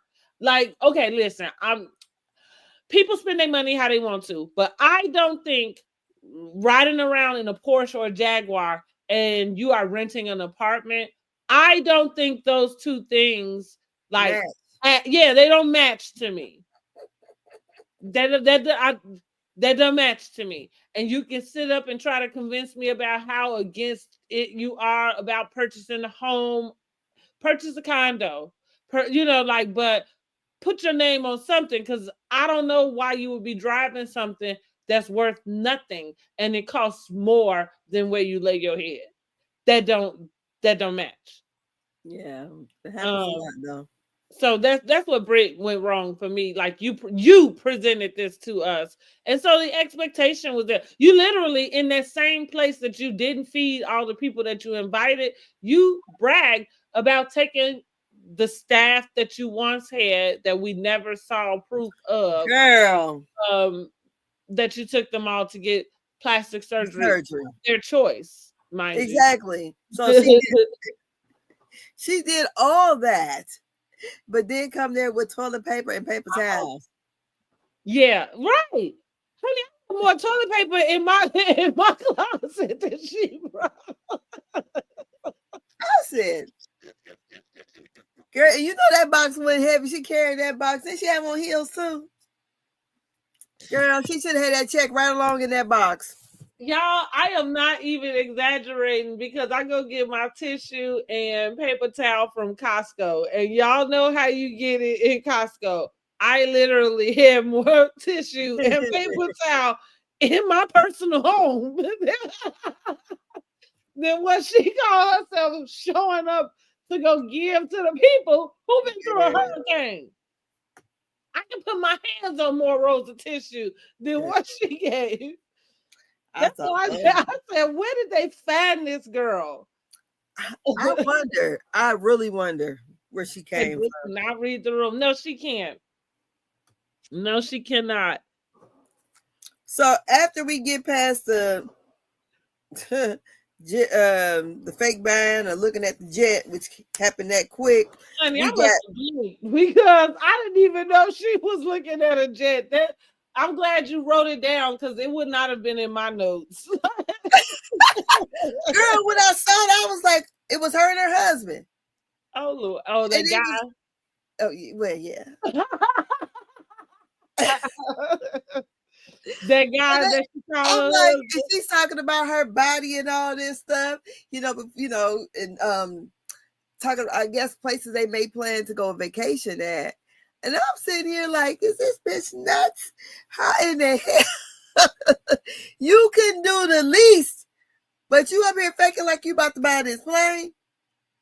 And let me tell you, Carlos King said tonight, he said he would never. He said, unless you about to sign papers and walk out the door with that thing today, we ain't about to go and film nothing like that. I mean, for real. For real. You look crazy. But you know what's interesting to me is how are you able to get in that predicament? Now, listen, maybe I just am in a different tax bracket. And so where I am from, when I go to a car lot, baby, they ain't letting you just decide which car you want to test drive. You have to qualify to test drive a car. You ain't be like, you know what? That 2025 Jeep Wrangler, let me go and take that for a spin. Baby, they're going to take your credit for a spin and make sure you can afford. We had ours dropped off to us. Huh? We had ours dropped off to us. We kept it for 2 weeks before we bought it. But I'm saying, didn't you have a pre-approval for it, though? I don't know what my husband did. I'm almost certain that you did. They like say you generally don't get to just say, go walk in the dealership and be like, I just want to test drive today. You know, like you just give your ID and keep it moving. Well, they gonna run something on you too. Because they're not finna let you get no keys to a car that you can't afford. But so I'm mentioning that to say I'm wondering how they even able to get in these rooms and to have these conversations. Because she's over Real Housewives of Atlanta. I think that's the word that we are not saying that we all really are thinking. She's a scammer. Like she probably got one of them CPN numbers. Is that what they call them down there? I know what I'm talking about. Girl, she should have got her nice PPP loan. That's probably how she opened and closed the agency. Because I can't imagine that you opened an agency and closed it. It was doing so well, but like in the course of 3 to 4 years. I used to sell insurance. I was trying to figure out what she did and I don't know about. Right. You closed it up. You did so well. Wow. Okay. Girl, how you get in and do that well? Yeah, Brenda's definitely performative. Yes, and we can see through it. Sometimes, like Phaedra can get away with her performativeness just because she got jobs. She got jobs. She got funny one-liner. I mean, it fits her. That's like, you know what? That's how Phaedra lives her life in general. But Britta's a scammer, honey. Girl. If you ever did see one, that is Brit's. She is not just the worst housewife, but she is the most scammers, the most scammy, the most. We got to come up with something because I'm gonna do a whole like short for her. But yeah, she's the most scammy. Because even notice, I know I'm jumping ahead, but at the event about the charity and all that stuff, you see Brit's face. I'm like, oh. You in here in a room with people who are donating and giving and all this stuff, and they're talking about things. And to me, she just really seemed out of place. Yeah, the $250 for that donation kind of solidified that you were in the wrong circle. Yes, definitely. Yeah, and that's probably why. You. And it's probably why Kelly is not really friends with her because you giving me a bad look, girl. Yeah, Shamia got money. It looks like Britt is on struggle bus because you can't tell me if you're getting your house you're getting renovated and you still got shit out in the open where they got demolition going on. And it look like clothes and junk. Honey, they wouldn't even box up themselves. You can usually get one of those. You could get a storage pod and put outside in front of your house. I'm like, what the hell is this? Is all her mama shit that they done brought over there? And they didn't move over their mama house. I just thought that was a mess. It was all a mess. Girl, they would have came in through the back door down the basement. Honey, she could have kept filming outside the way she been doing. I said, she don't got a walk-out basement. What is going on here? I don't know. Lord. That was a mess. But anyways, so then we end up with Kelly and her daughters. They're making breakfast. Kelly's sister comes over. She's gonna make the eggs. Kelly is talking about the stressors about not being able to open the other restaurant. I can't remember. I want to say Sandy Hook. It's Sandy somebody in that area. And then kind of wondering. Look, ain't that the school? I know that's a school. It's Sandy something. It's Sandy something. No, it's called Sandy Springs. Sandy Springs. Okay, I was like, wait a minute. It was something. It was Sandy something. I knew. Sandy Hook was the school of kids. But yeah, Sandy Springs, I think is what it is called. I've been there before. So she's talking about that, blah, blah, blah, blah. I mean, whatever. Blah, blah, blah, whatever. She couldn't, I mean, well, you know, she's still working on this divorce from her husband. The husband went to jail because he won't pay child support and whatever else. Thank God she finally divorced, but we see what Kenya and Mark was together. I told you. Remember, I told you when I saw that, he was in her house. I told y'all that months ago. I told y'all when I seen them in there. When I seen them in there, I said, Brandi was right.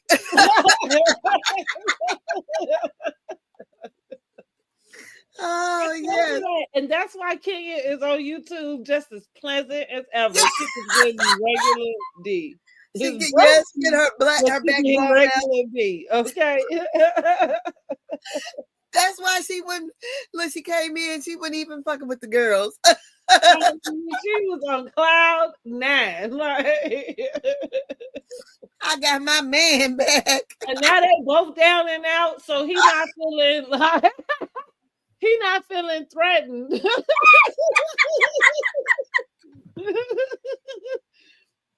Shut up.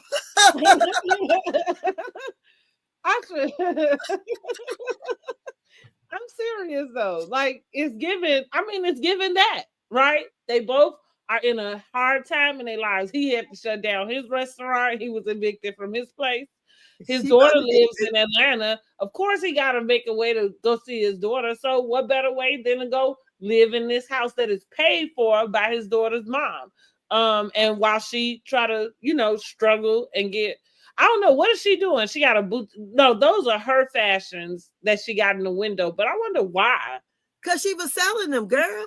Oh, that's what I was wondering. What she doing in the boutique? Girl, yes. So that was, if she was selling her stuff for the pop up. Oh Lord Jesus! Do you know? It reminded me of Wilhelmina from Ugly Betty when she had to sell her stuff to try to buy the magazine. Y'all drop down in the comments. Hashtag Ugly Betty, cousins. Y'all know what I'm talking about. But y'all, Lord, and that's what she had to do, honey. I think her reunion looks.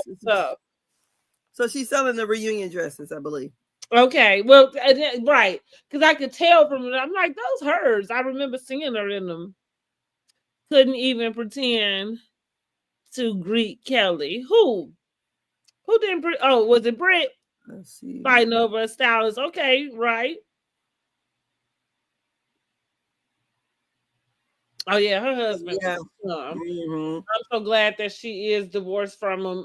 And I feel like Kelly kept it as real as she could about what her issues were, not being able to open up the restaurant. Makes perfect sense to not open up new businesses while you're going through a divorce. So listen, I can see Kelly returning for another season. Not for nothing, all but Britt. I can see everybody returning. Do I want Shamia to come back as a full-time housewife? No.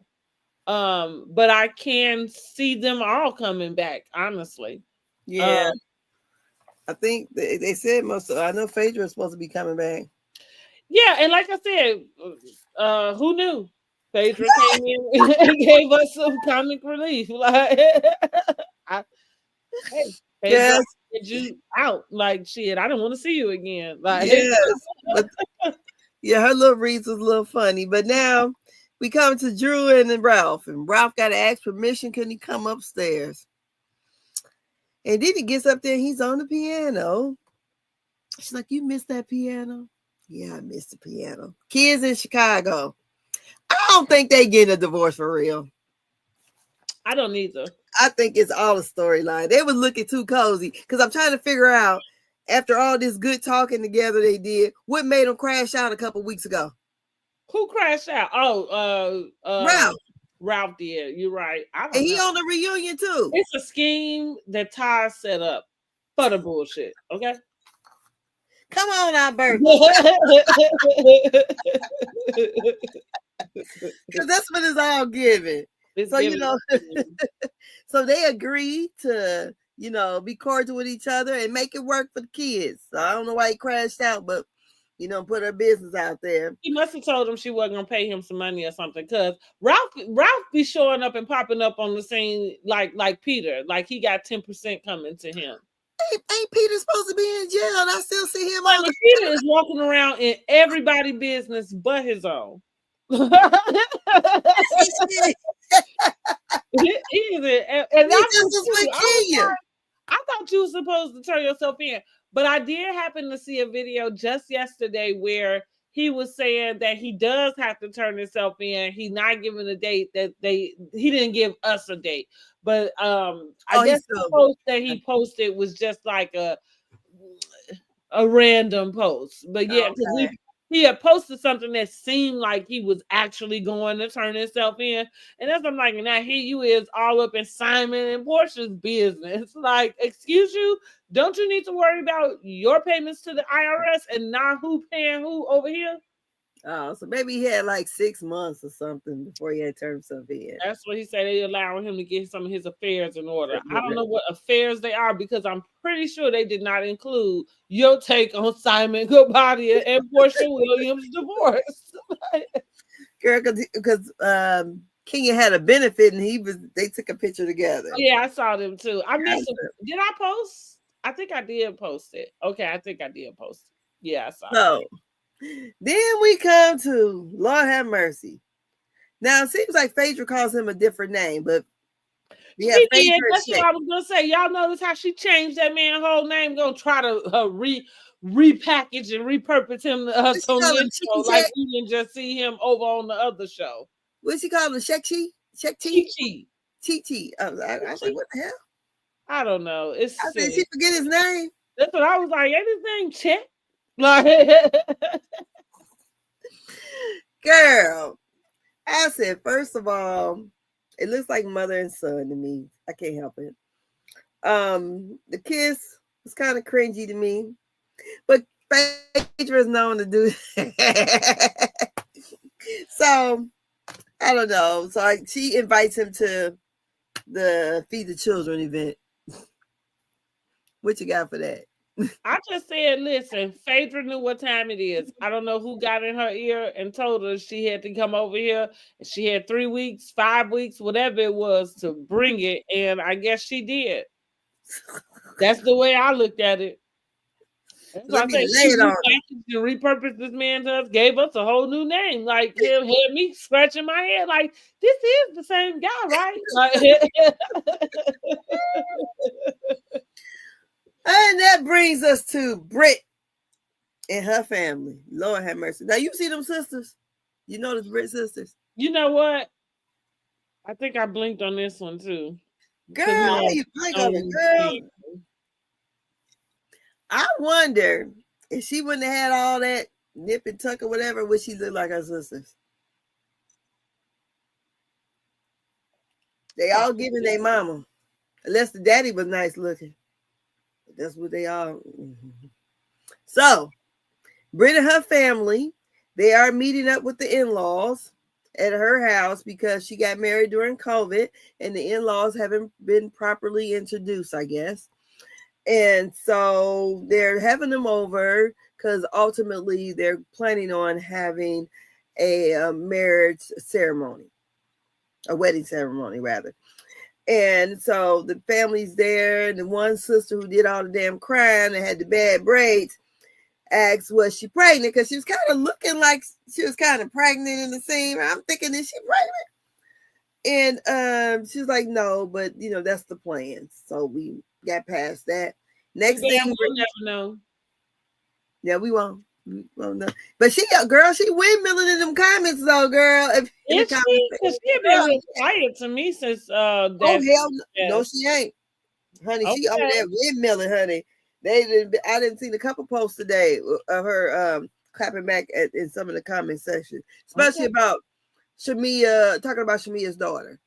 She did it, honey. So then we have Charles Oakley Foundation, which was established in 2017. And we're going to call this a scheme that's Todd set up. So we got, they get there, and then we have Cynthia wondering where Angela is. Angela on the phone with Drew. They trying to set this shit up because they about to find out who the fuck Marcus is talking about. It came to them to to put her on blast about her husband cheating. So we have Angela gets down there, and they're giving they are, I can't even think of the word I want to use. They're honoring people with different foundations. You have some Meals on Wheels, somebody else feeding kids, and they brought up Portia about her family's foundation, and so they were honoring Portia and Lundy. So then after that, the women all get together and they're talking. Before that, Portia has a breakdown. Somebody singing The Greatest Love of All. Portia breaks down. They all follow Portia out. It wasn't his eye on the sparrow. No, girl, you know what? I didn't say that. No, it wasn't Eye on the Sparrow. It was The Greatest Love of All. I thought it was his eye on the sparrow. He said, I believe in children are our future. No, I think it's his eye on No, because I was singing the song. In the comments, people, tell her. It was, because I was singing it. It was The Greatest Love of All. Okay. And,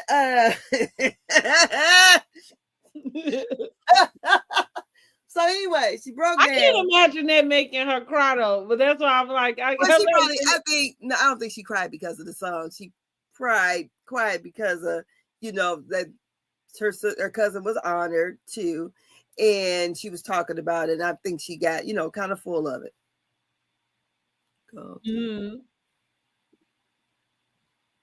Messy Peter. So yeah, so she breaks out. And you know what? I actually cried.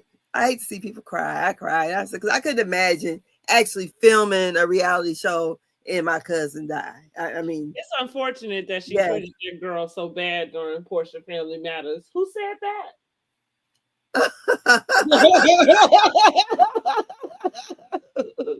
Who said that? So Portia was a bridezilla?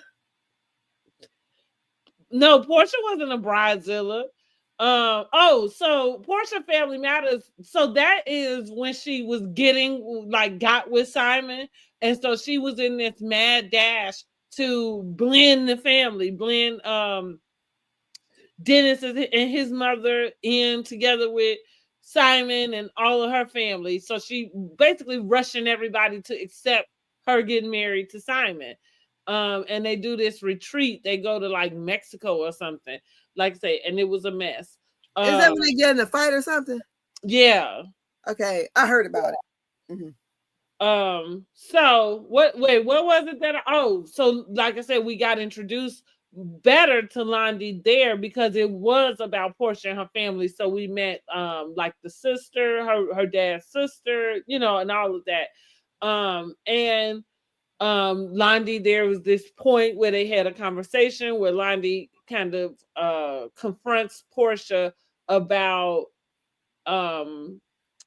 Dennis telling her that Portia told him to fire her. So Lundy had worked with him at one of his places or was doing something, and somehow Portia told him to fire Blondie for whatever reason. Like, she wasn't the nicest to the girl on there. She wasn't. So, like I said, with my back turned, it's too bad that she didn't treat that girl better on national television, and now it is on Peacock for everybody to go back see I gotta go back and watch it. and watch it. You know, and now we have to watch her grieve her cousin. You know, and that's sad. Who said that? Who said that? Yeah.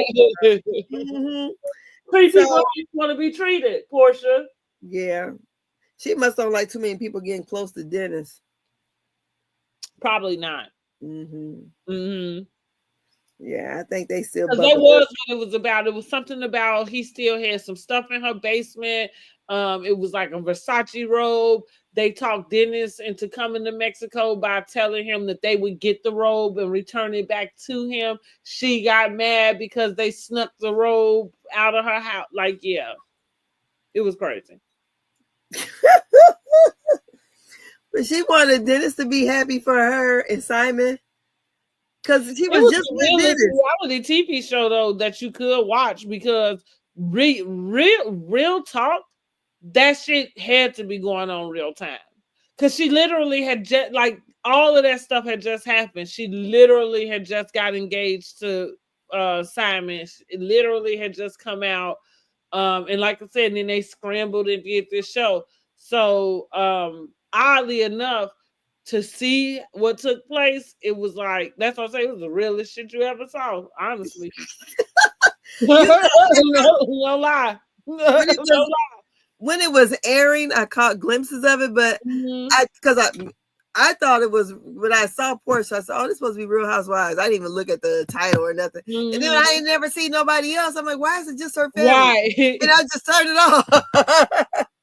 Yeah, poor Londi. I know. Rest in peace, Londi. She Oh, was rest sweet. in She peace. seemed really sweet. Oh, and she's really young. Sad to hear. Yeah. Yeah. So we got okay, so it comes down to here's the setup. They devised a plan to get Marcus there, but they ain't tell Charles. And Charles, look, if he ain't standing up for Angela no day, he stood up that day. He disrespected. He was ready to whip his ass. Well, she say look like he's about to enforce some shit. Yeah. Look, he said he's too old for this shit. She was like, trust me. Trust me. He's like, I'm about to knock this man out. He came up and told my wife, because I'm like, when he said it, I don't know. I said, you definitely knew that Charles couldn't have had heard him say that. No, for sure. Because I was like, there ain't no way to work, because he would have got hit with one of them pans for real. Upside his head. And only thing I don't like is what I had expressed on in my group. I hate when they play with people marriages like this, though.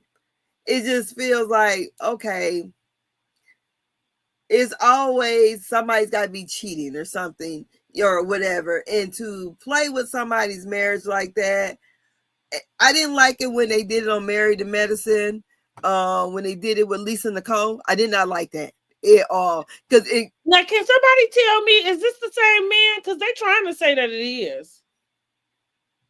It is.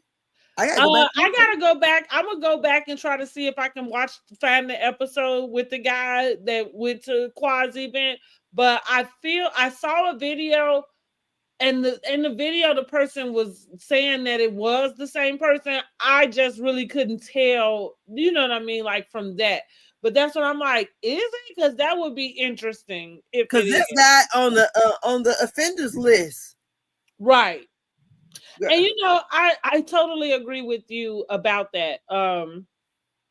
That's why this channel, that's why a lot of my videos I call unpopular opinions, because I think sometimes what some people might be okay with and like, and I don't know, they find relish in, I don't always find relish in that. And I agree with you. Attacking somebody's marriage is not one of them, especially when you kind of reaching for something like it's not something that is like kind of out Up there, yeah. ready for us to, pick apart or whatever. I agree. I think we talked about this when it comes to Love and Marriage Huntsville. I Mhm. think that sometimes and I say this about a lot of things. You can tell like the mentality of a person almost by what they like or what they kind of like find enjoyment in and stuff. Yeah. And so somebody like enjoying to sit around and talk about a husband cheating on his wife and she don't know about it and the whole town's laughing at you, and for that to be something that you would gossip with another person Yeah. about, especially somebody in your circle, like, because it's not like what we're doing about the housewives, right? um yeah, that kind of shows that you have a low vibrational lifestyle or Yes. mentality, capacity. But I'm Especially with using them all of being these in your words circle. to sound smart. Yes. But especially with it being somebody in your circle. That could be it be somebody you don't like. Fine. But our But even lives are somebody you don't like, like it kind of is like being a good shepherd. You know yeah, what but I'm saying? Like even I don't. For me, I hope to be married one day. So for me, I wouldn't take joy in anybody's marriage falling apart. You know what I mean? I wouldn't find any type of comfort in that. And well, really quick, what it tells me too, the way that they attack some of these women, like Angela. So on Carlos King's interview, she just kind of flat out said that, hey, she didn't say yeah the first time because they were going through problems. That man had been cheating on her. They was trying to get it together, and she didn't trust him. So if she got on the show then, this stuff probably was gonna come out anyway, and it would have sent her, in a tailspin yeah. with her marriage. So makes perfect sense. You better trust your husband if you on this platform. Going back to Tisha and Marceau, everybody, excuse me, y'all. Everybody, oh, she's stupid. Oh, you dumb. Your husband cheating on you. Yeah. We ain't got no proof about it. And None. yet, it seems to be a foreign concept to see women trust their husbands. That seems to be something that women don't know is supposed to happen in a marriage. Like you're supposed to Yes. trust your husband. Especially, yeah. And yeah, in the Tisha situation, I thought because when Melody came back with that, I'm like, okay, Melody's marriage is tore up. So now you want to burn down everybody else's marriage. I didn't think that was cool at all. And then you already see the lady was when it's at a point where okay, all I can say is when I watched Married in Medicine and seeing how broken Lisa Nicole was, I thought y'all need to leave this girl alone about this because she is about to really flake out. I mean, and then the man cheating with everybody and the man too.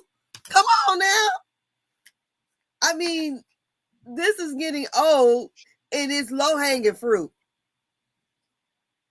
I agree. I agree. Because, like, think about with Mel and Martell. Nobody on that show had to do anything. No, they told When it. everything came spilled right on out. It's interesting that it would be somebody else. And that's another thing I don't like about people. Also, whether you know the truth or not, I don't like people thinking they can tell somebody else's story Yeah, better than them. If it's their story and they lying about it, let them that's have it. right. Yeah, Yeah, let them have it. It's theirs to tell. I don't like that. Really bothers me about people. And so yeah, I feel like I compare Angela and Charles' relationship to Camille and Kelsey Grammer. mm-hmm. But I've also explained even from the beginning that was not me saying that Charles doesn't love his wife. I don't necessarily ever think I thought that. I thought he was unaffectionate, right?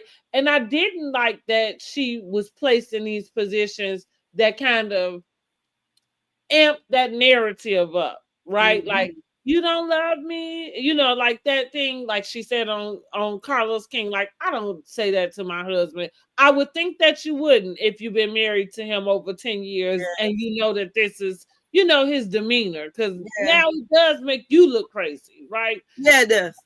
Yeah. So, with that being said, I'm kind of like, I like, she says that she trusts Charles now, at least the way she presents herself. I believe that she does. Um, and so I'm gonna hope that she does, because not trusting your husband is definitely gonna have you in somebody's divorce court. Mhm. I mean, if you can't trust your husband, you can't trust your husband. I'm not saying walk around and be a damn fool, necessarily, but what, like, going back to use Tisha and Marcel as the example, nobody has any proof outside of what a liar has said out of his mouth, right? Yeah. To them. And I'm saying that he's I don't know how anybody expects truth from a liar. Yeah. Like, how is it that a liar lie about their own life, but can turn around and tell you the That's truth true. about yours? That don't even make no sense. And then coming with that woman that look like that. Right. Right. I forgot all about the YouTube video. Like, right. So yeah, Girl. make it make sense. That's what we talking about when we say make it make sense. Like, make that make sense. You Mhm. can't, and that's where people are wrong. That's where people, their hate for somebody overshadows like what's right and what's not, what's true and what's not. Because, like, even with Portia, people love to hate her so much. Is it because y'all can't beat her? Is that what it is? Because what was wrong with what happened in her settlement with Simon? Absolutely nothing. That is exactly why a prenup exists. So True. that you can have it enforced, and so that you can cut it right, cut it all out. Do you think it's going to get enforced though, since he's over in He Africa? is already. So yeah, they finalized. I know it's finalized, but I mean, how are they going to make him pay it? Oh, well, as far as him paying, because I kind of said to myself that, well, he could just not pay her, Um, I don't know. I don't know. Cause I listen, and I'm not the one that's gonna talk to y'all like I know some stuff. I don't know. I don't know how none of that work. I don't know if they gonna be able to hold a bank account he got here and automatically draft if he gotta do it. Um, yeah, I don't know how that works. Mm-hmm. Yeah, but listen, whether he pays it or not, I feel like her being able to stay in the house for the time frame that she got really is the offset, because that's all of that amount that 40 a month is, I think, was like for the mortgage, right? I don't know. I think. That's out of my tax bracket. I don't know. I know, ain't that the truth? That's what I'm saying. Like, I'm not finna I'm sit not, up here and try to tell y'all I how can't these even. people handle their money. Like, I have no idea. Yeah, what I know about a $40,000 a month house payment? I'm Not a trying damn to tell you, thing. honey, if I get a $40,000 a month anything, if that is gonna probably be a bill, and I'm gonna pass the hell out. Like, I'm not, because I ain't gonna pay it. So shit. well, I'm saying, like, I don't know how these people handle these affairs like this with all of these thousands of dollars going No, into girl, going I don't know in and that. out of their bank accounts. I don't know how. I Okay, don't because it know it don't either. happen. I don't know it. Drew don't know it, and Britt damn sure don't know it either. Well, honey, okay, Brit, Brit don't know a lot. Oh Lordy. What So the old folks say? Brit, they ain't got a pot to piss in, or a window to throw it out of. Girl, And that's literal because we saw it on the show, right? girl, we straight saw it. When I seen all that junk in that corner, I said, "Oh shit, ain't no way in hell you wouldn't have came in my house like that."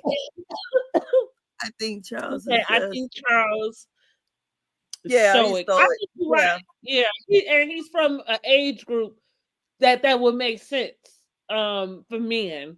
He's an athlete, like all of that makes sense. So, back to, I don't think I finished that whole thought about Kelsey Grammer and Camille and these two.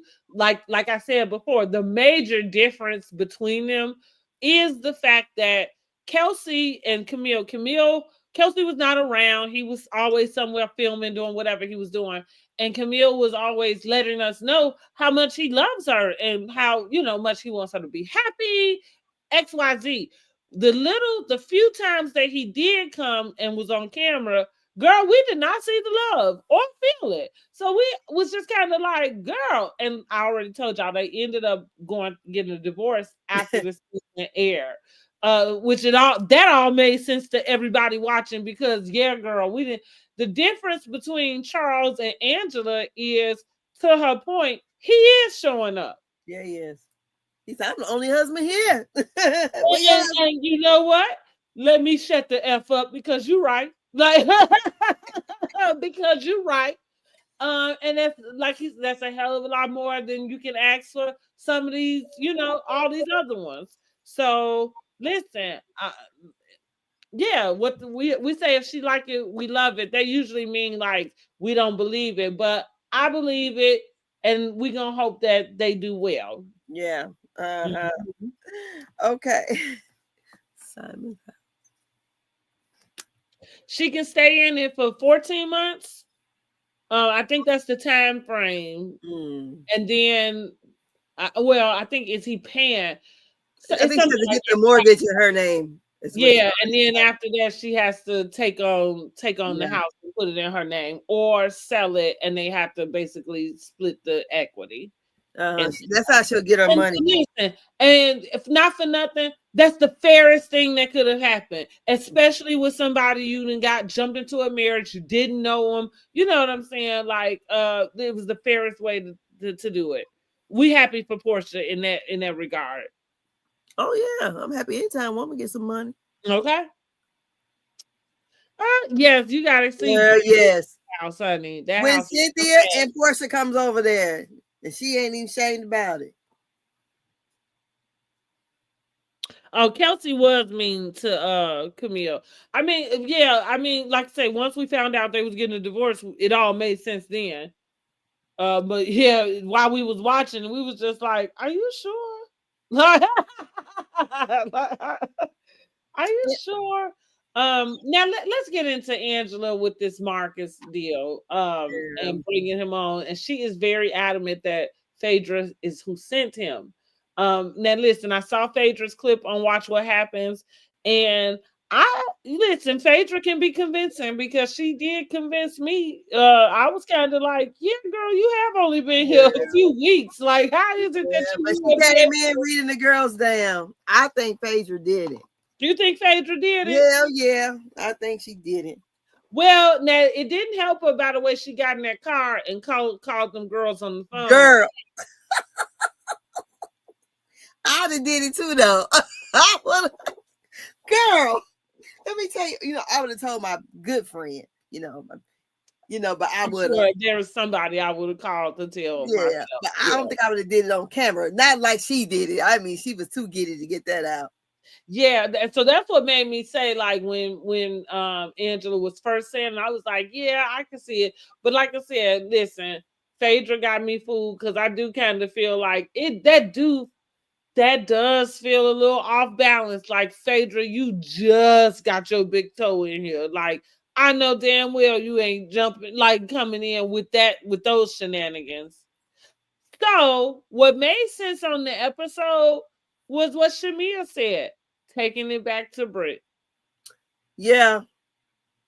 I felt like that made, like, out of just logically, because okay, it's already illogical to go get somebody to come and tell them, and I feel like that's a play that the girls play all the time, especially let's say like I feel like we know that he's faking, but let's just say in a real scenario, the girls are out. Oh, we saw it with Candy. What was it? Portia. Remember when she had the baby when they came back and the girl was in the restaurant and she went over to Candy.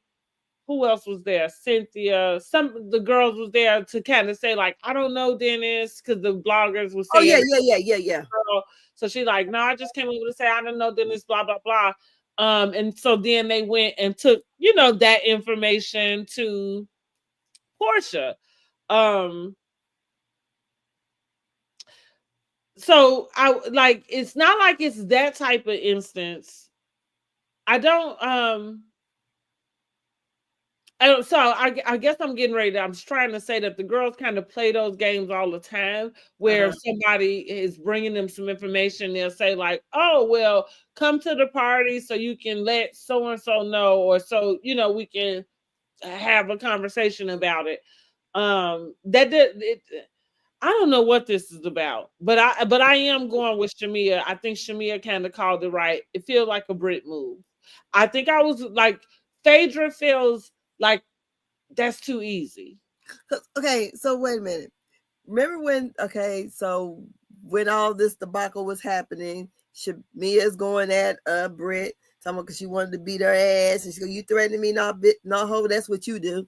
Now, when Britt was walking off and had them to take the microphones off, didn't she say these women are beneath her or something like that? That's what she said, girl. That's what her broke ass said. Yes. Well, wait a minute. I don't know if Britt could have did it because the man said when he's supposed to been paid to do it. Brittany's finding her way in some interesting rooms. So I listen. I can't put it past her. It just feels like a grimy move that she could be behind. And like I said, now I'm buying Phaedra's excuse, like just to say that it just doesn't feel like that would make sense that her first season back off of leaving a season with such a like devastating rumor that you would be at the center of of something else like that. Did you see the interview Phaedra did with Jason Lee? Who did the cookie lady? Yeah, that was did. Kenya. Yeah, that was Kenya.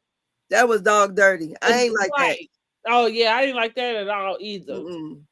Man, because I would have cussed out. I would have.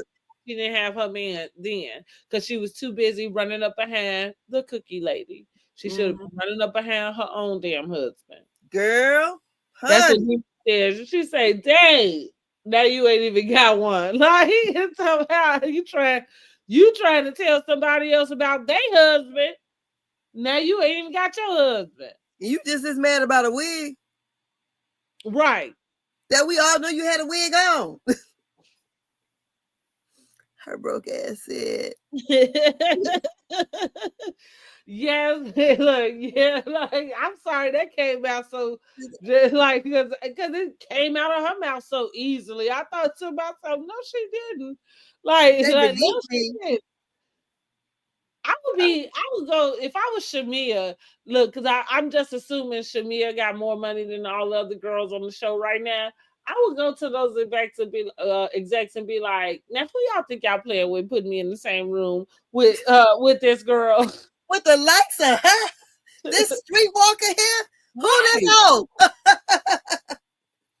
No. Who y'all playing games with? Now, Portia seemed to think that Angela might have set it up for herself. So do we think Angela could have set this up for herself? I don't think so. Not when she's talking to that therapist. That's why I feel like that it was a hurtful thing to her. And if she set it up for herself, why would she not, tell her husband this is a storyline I'm gonna use? Because he seemed like he definitely didn't know what the fuck was going on. And that little man was about to get his ass whooped. Yeah, he was about to get his tail. So I don't believe that Angela set that up. I don't.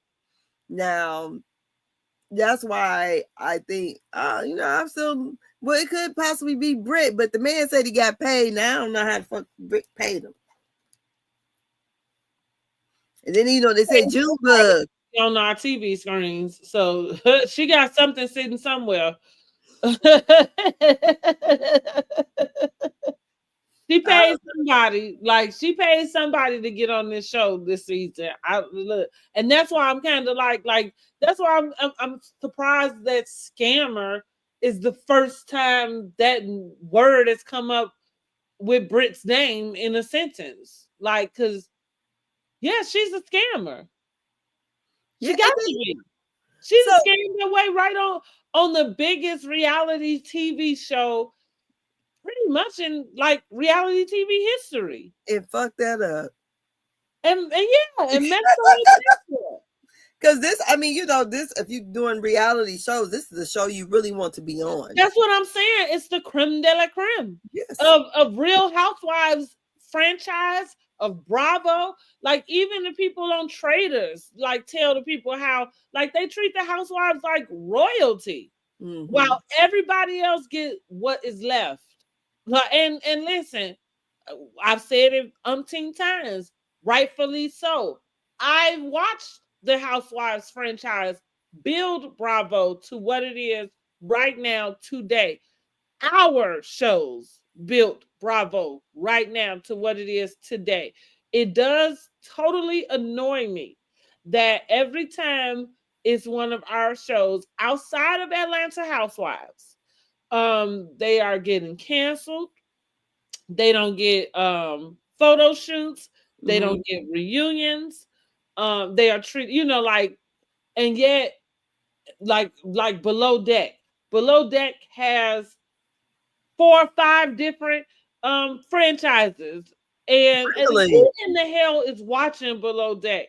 Girl, only reason why it be on my TV because I fell asleep and Bravo was on there. I know. Now, I have watched Below Deck, but do I go every season to watch the new season, to watch it every week? Absolutely not. I'm like, what the fuck is this? Yeah, exactly. And like I said, they got about 4 different shows of all Below Deck Australia, Below Deck Mediterranean, Below Deck this, Below Deck that, and yet a Summer House Martha's Vineyard can't get past 2 seasons. That's the thing that it does just grind my gears about this, because Real Housewives of Atlanta, while the season was just lackluster, it was certainly better than 14 and 15. So we're gonna give a hand clap. The ladies did come through. They come through and they gave what needed to be given. And we happy about that. But like I said, I feel like Atlanta Housewives is it's the franchise that built that channel, that built that network. Kind of like that's what they have a saying about Peyton Manning, right? And Lucas Oil Stadium, that it's the house that Manning built. Because he won the things, and the money that he circulated for the people to come watch those games helped build that field house. And that's the same for Real Housewives of Atlanta in reference to Bravo TV. Real Housewives of Atlanta put that entire station on the map. Not even Project Runway did it when they took it from Lifetime and put it over there on Bravo. That goes to tell you how long I've been watching Bravo. Okay, because I sure went on it. That's what I'm saying. That's what I'm saying. How long I've been watching Bravo. They took Project Runway from Lifetime and started airing it on Bravo. And this is kind of right before the Housewives, because this is when Tabitha's Salon, and you know what I mean? It was all of that type of stuff that was coming on. But again, Atlanta Housewives. That's the reason why we able to have BravoCon. That's the reason why we got all these bloggers, why we doing, it's all from Atlanta. Wow. It's all from Atlanta. So, like I said, shouts out to the girls. Britt was a mistake. I don't know how she got on there. She scammed her way in. I'm not sure why I am the first person to put those two words together. Brit is a scammer, 3 words. But Brit is a scammer, and she scammed her way on our televisions. And the reason why we know she scammed her way onto our televisions is she didn't bother to show up for the reunion because she knew that she had Oh yeah. been dead. Yes. And I believe too, maybe so. That's one reason why she don't want to come on to the reunion, because maybe they have found out that she is behind that guy being on there too. Then, Yeah. so she left. Remember? Mhm. Yeah. Oh, oh yeah, that's right. When she was talking about she had invited him to the event. Honey, Britt was inviting anybody who would show up. And wouldn't feed them. Below Deck is always on. Yeah, it is. They got enough of him. That's what I'm talking about. Yeah, I've been And, sleeping. Wake up. who is watching that? But they get season after season after season. Girl, because it come on the wee hours, and you'd fall asleep with the TV on. It's just playing. I guess you're right. That's Because where I the wake ratings up came to it. from. Yes. People keep checking out of the reunions. Oh, I'm sorry. Let me got the hiccups, y'all. So that's all I pretty much got, versus you see what I said, friendships break down. There's alleged rumors of infidelity. Put a pin in that. Let's go back to that.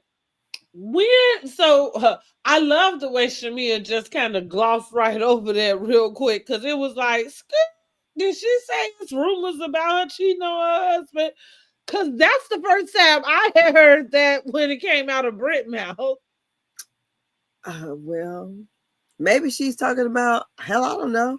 Maybe the whole thing about what Phaedra has said in season 9. I don't know.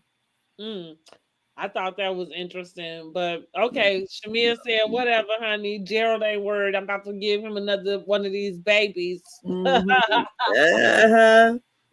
Yes, honey. She said, not since when she said, your cat was a kitten. Right. Kitty. That's funny. I did like I said, I like Drew and Shamia's like banter about the songs and stuff. I Yeah. thought it was funny. Mm-hmm. Drew is giving friend of. I agree with one of our commenters. She definitely is giving friend of. If I could say anything, I could almost do without Drew. Yeah. Almost do without Drew. Hold on, guys. I gotta go. Oh, I gotta go to the restroom. Okay. Mhm. Yeah. Well, I'll just talk about that. I think that Drew, um at one time when they put Ralph up in the confessional, I was like, I'll be damned.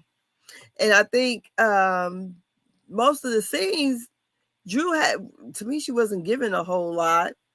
I mean, but of course, she became kind of everybody's kind of storyline one moment or something, you know. But yeah, Drew, I think her mind was not really on this season. I don't feel like it don't seem like she was trying hard enough or whatever. She had a little couple things to say, and then she was out. So she was on the same level as Cynthia, and Cynthia, was over it. She went for all that drama. The auntie was auntie for real. And who do you guys think was the most valuable player? Like I said, it was Angela this season.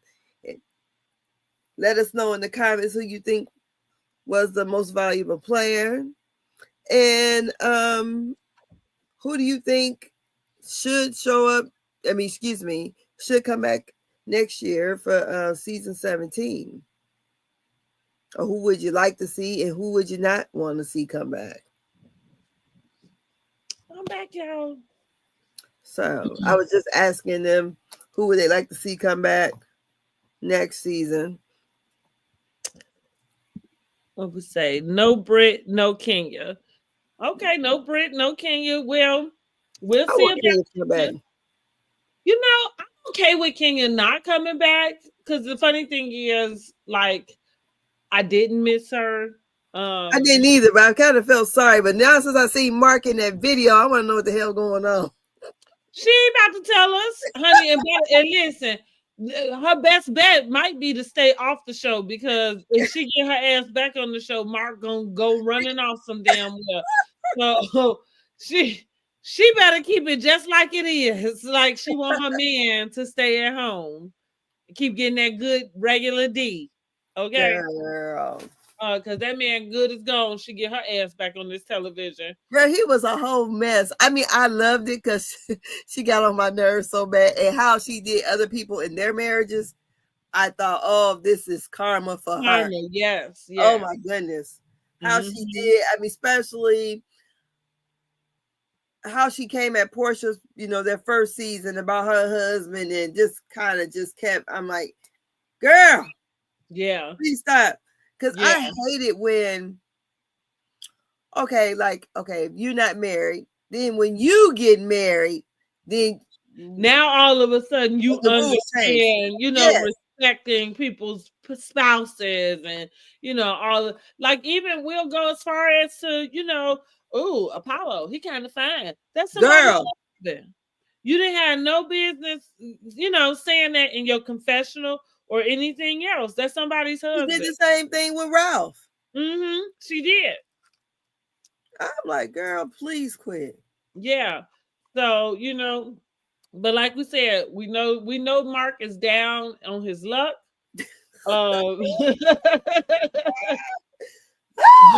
What do them raggedy ass baby daddies do when they are down on their luck?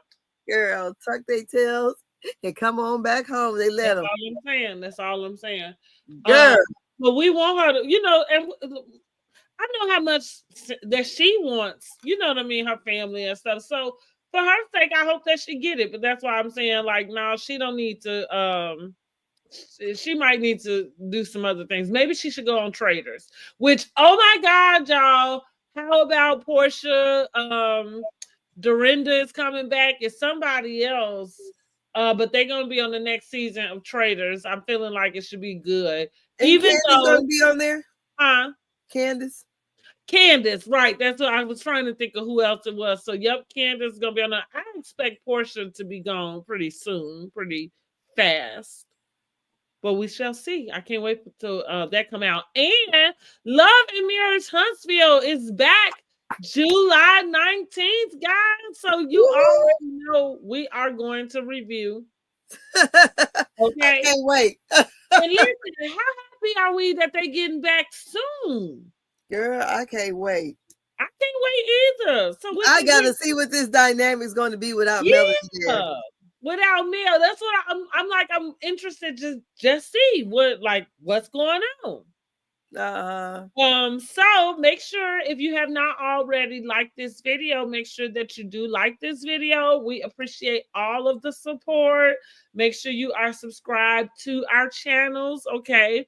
And hit the bell notification so you can be notified when another video is uploaded. Sometimes I don't get my notifications too. I didn't get any notifications either. So yeah, so I don't know. Sometimes YouTube just really be kind of tripping. But still hit that bell notification anyway, because you never know. You never ever know. So we got a 3-part reunion coming up for Housewives. Of course, we'll be back on Monday to do the first part of the reunion. Yeah. You know what? I'm not even gonna hold y'all. First part of the reunion be kind of boring. Listen, yeah, we'll be back next week, but I'm just saying it might be a short live. We have to do a little catching up. That's interested to know what is they even talking about for 3 episodes. Girl, we already see they're gonna have the hot dog man and the basement man up there. So shit. But that go back to, I still don't understand what they're talking about for 3 episodes. Britt is not there, so you're not talking about none of that stuff.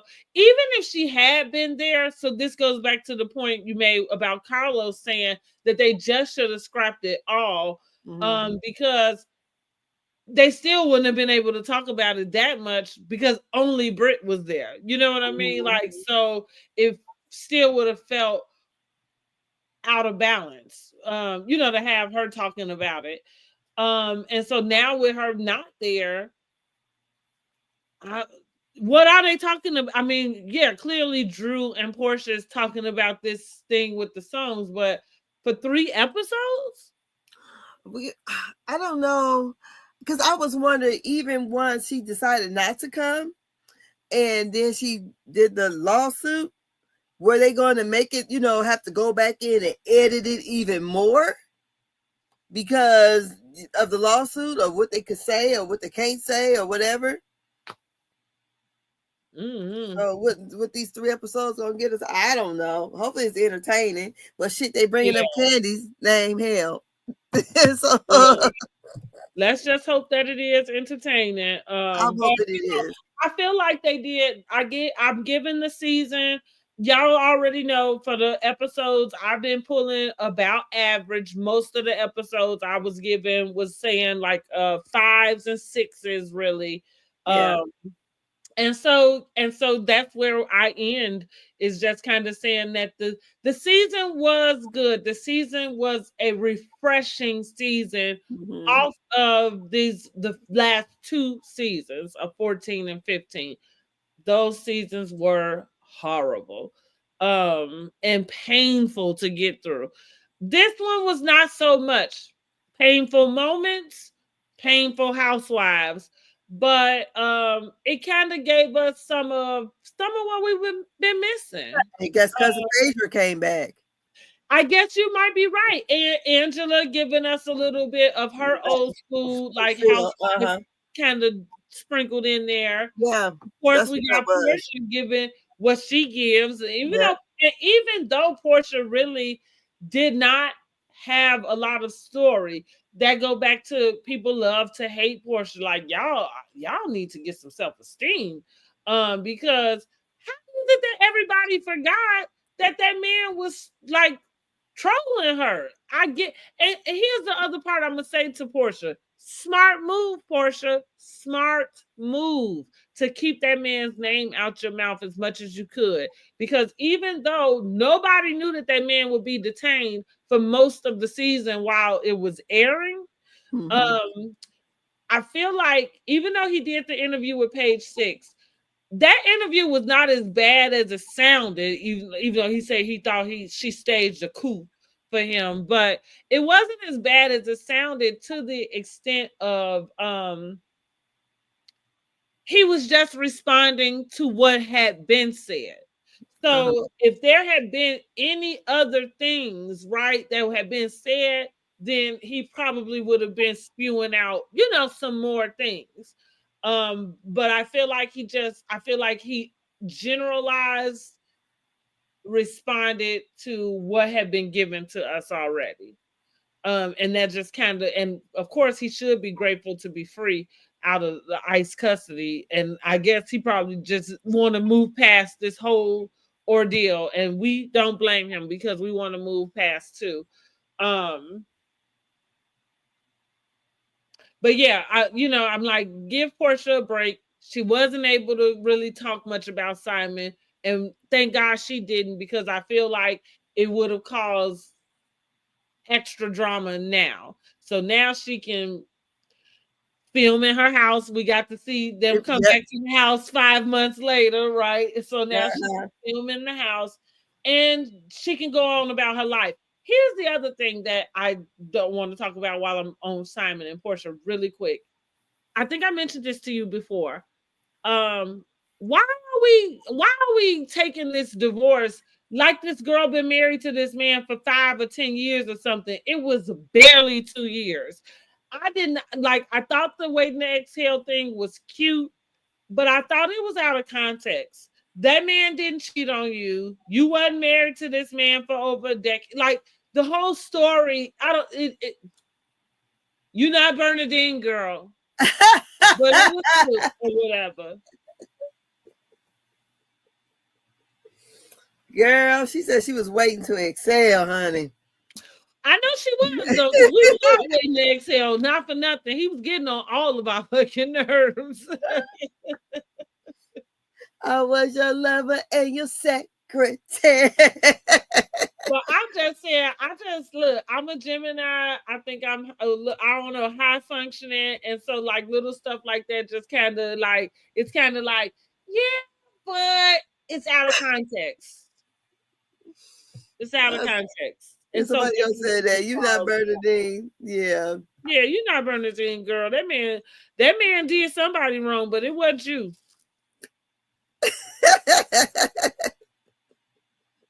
That's all I'm saying. Which was Portia? Wife number 3 or 4? I think she said the 4th. I think she thought she was the 3rd wife and ended up finding out she was the 4th. Lord have mercy. Well, I guess. And here's the thing, and this is the other thing. This is why Portia family matters. Dennis has a conversation with Simon. In that conversation, Simon says to Dennis, I pay movers for things like that. Because they were talking about Dennis's stuff still being at Portia's house. And he was saying, like, asking Simon if he could help him get his things out of her house. And so he kind of said, he's like, you like your stuff still sitting over there? And so he like, well, he said, yeah, I have movers for things like this. And so Dennis kind of looked at him like, oh, and everybody took, that's exactly what he said. Basically, he called them when it's over with his ex-wife. He called the movers in. They packed their stuff up and sent it off to wherever it is she done went her tail to. So this is what's wrong with Simon. He mad because he usually do the putting out, and he got put out, not just out of his house, but out of the country. They see him moving and packed away over there. That's ironic that that's the last thing we're gonna see come out your mouth on national television is that you pack people up, and baby, they done packed you up. Like, they done packed your ass up and sent you home. Poetic justice, honey. Poetic justice. That is poetic justice. Oh my God. All right, guys, thank you so much for joining us. It was so good to do another live with you. Yes, girl. So listen, be on your P's and Q's so we can knock these damn reunions out. Girl, as long as life ain't lifing, because life been I know how it be. I know how it be. Yeah. So, but yes. So we'll be back on Monday about the same time. Same Batman channel. Same Batman channel. Yes. That's funny. Yeah. I never used to watch that Batman, but I know that. Oh, I did watch Batman. I did watch that. I'm lying. We didn't have that much TV. Of course, I watched it. Well, this was good. So, thank you guys for your time. You guys have a great evening. Yes, don't forget to hit the subscribe button, hit the like on the video, and the bell notification. Okay. Yes, please share. I'll see y'all tomorrow. Make sure you subscribe because we're gonna do Basketball Wives. We gotta catch up on Basketball Wives. I had been doing the recaps, but I feel like I ain't recapped since episode 4. We might be on about episode 7 right now. So we just gonna recap it all. Okay. Yes. Jackie is Jackie. Okay. So her daughters are daughtering too, aren't they? Yeah, the daughters are daughtering, honey. Yeah. And that, that was a problem I saw. It was a scheme that Ty set up for him to come to you with the bullshit. Come on, Alberta. She gonna be infamous with that, honey.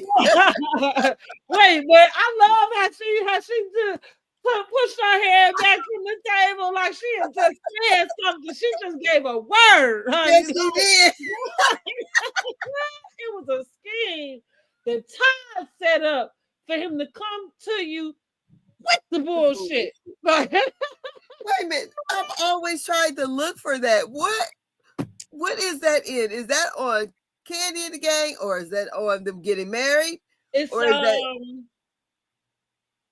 No, it's on Real Housewives. It is. And I gotta, it's the season where they getting married. I Okay. know what's going on.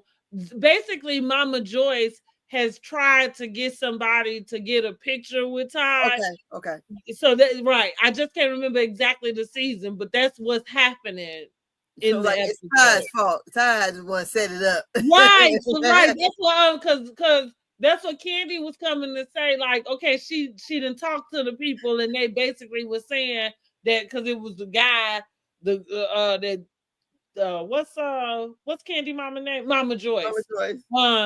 That she had talked to him like, oh well, if you see him do it again, see if you can get a picture of him or something. So Candy is telling them like this is the story that they got, and that's what Bertha came like, well maybe the guy is lying to you, like. But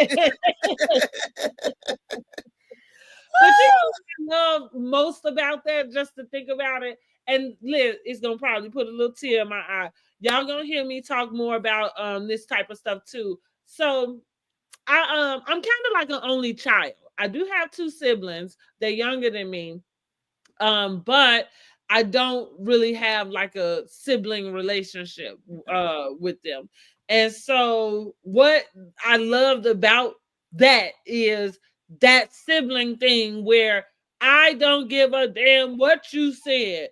My sister ain't did that because that's what that's what Umberto was saying. Like, I don't give a doggone who said what. That ain't what had happened. And I just, sometimes I think about the fact that I kind of don't have that Yeah. thing, a person out here in the world that's got my back, and Like I don't give a damn what. Like, I could tell you that the sky is yellow, and she gonna be like, "Yep, it is." Like, girl, that old lady gang wasn't having it. huh? That old lady gang wasn't having it, honey. Okay, yeah, they stick together, honey. Yes, they Even do. when Mama Joyce was trying to get Carmen. Carmen in that bridal shop, honey, they told Carmen, you get your tail up out of here. And see, and that's what's funny. Let me tell y'all, that's why my family, because I got the type of family that will do the opposite. Mm.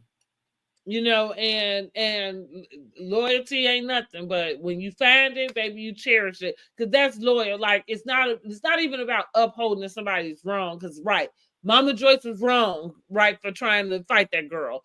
All I'm saying is her sisters got her back, and if they go, and whenever they telling her she wrong, baby, we ain't about to hear it. They gonna tell her behind them closed doors. That's right. That's right. So anyway, all righty then. Good night, y'all. Rest of your week. Oh yeah, and Diddy is the jury is out, so I guess we'll be figuring out what's going on with that too. Hopefully later on this week, on holiday week, so everybody enjoy your holiday this weekend. Yes. If you don't check back in, and yeah, that's all. Look, that's all. Yeah, look, I'm getting sleepy. I know. Eyes are low. They low. All righty then. We out of here. Thanks for tuning in us on this Monday night. All right. Have a good rest of your week. See ya.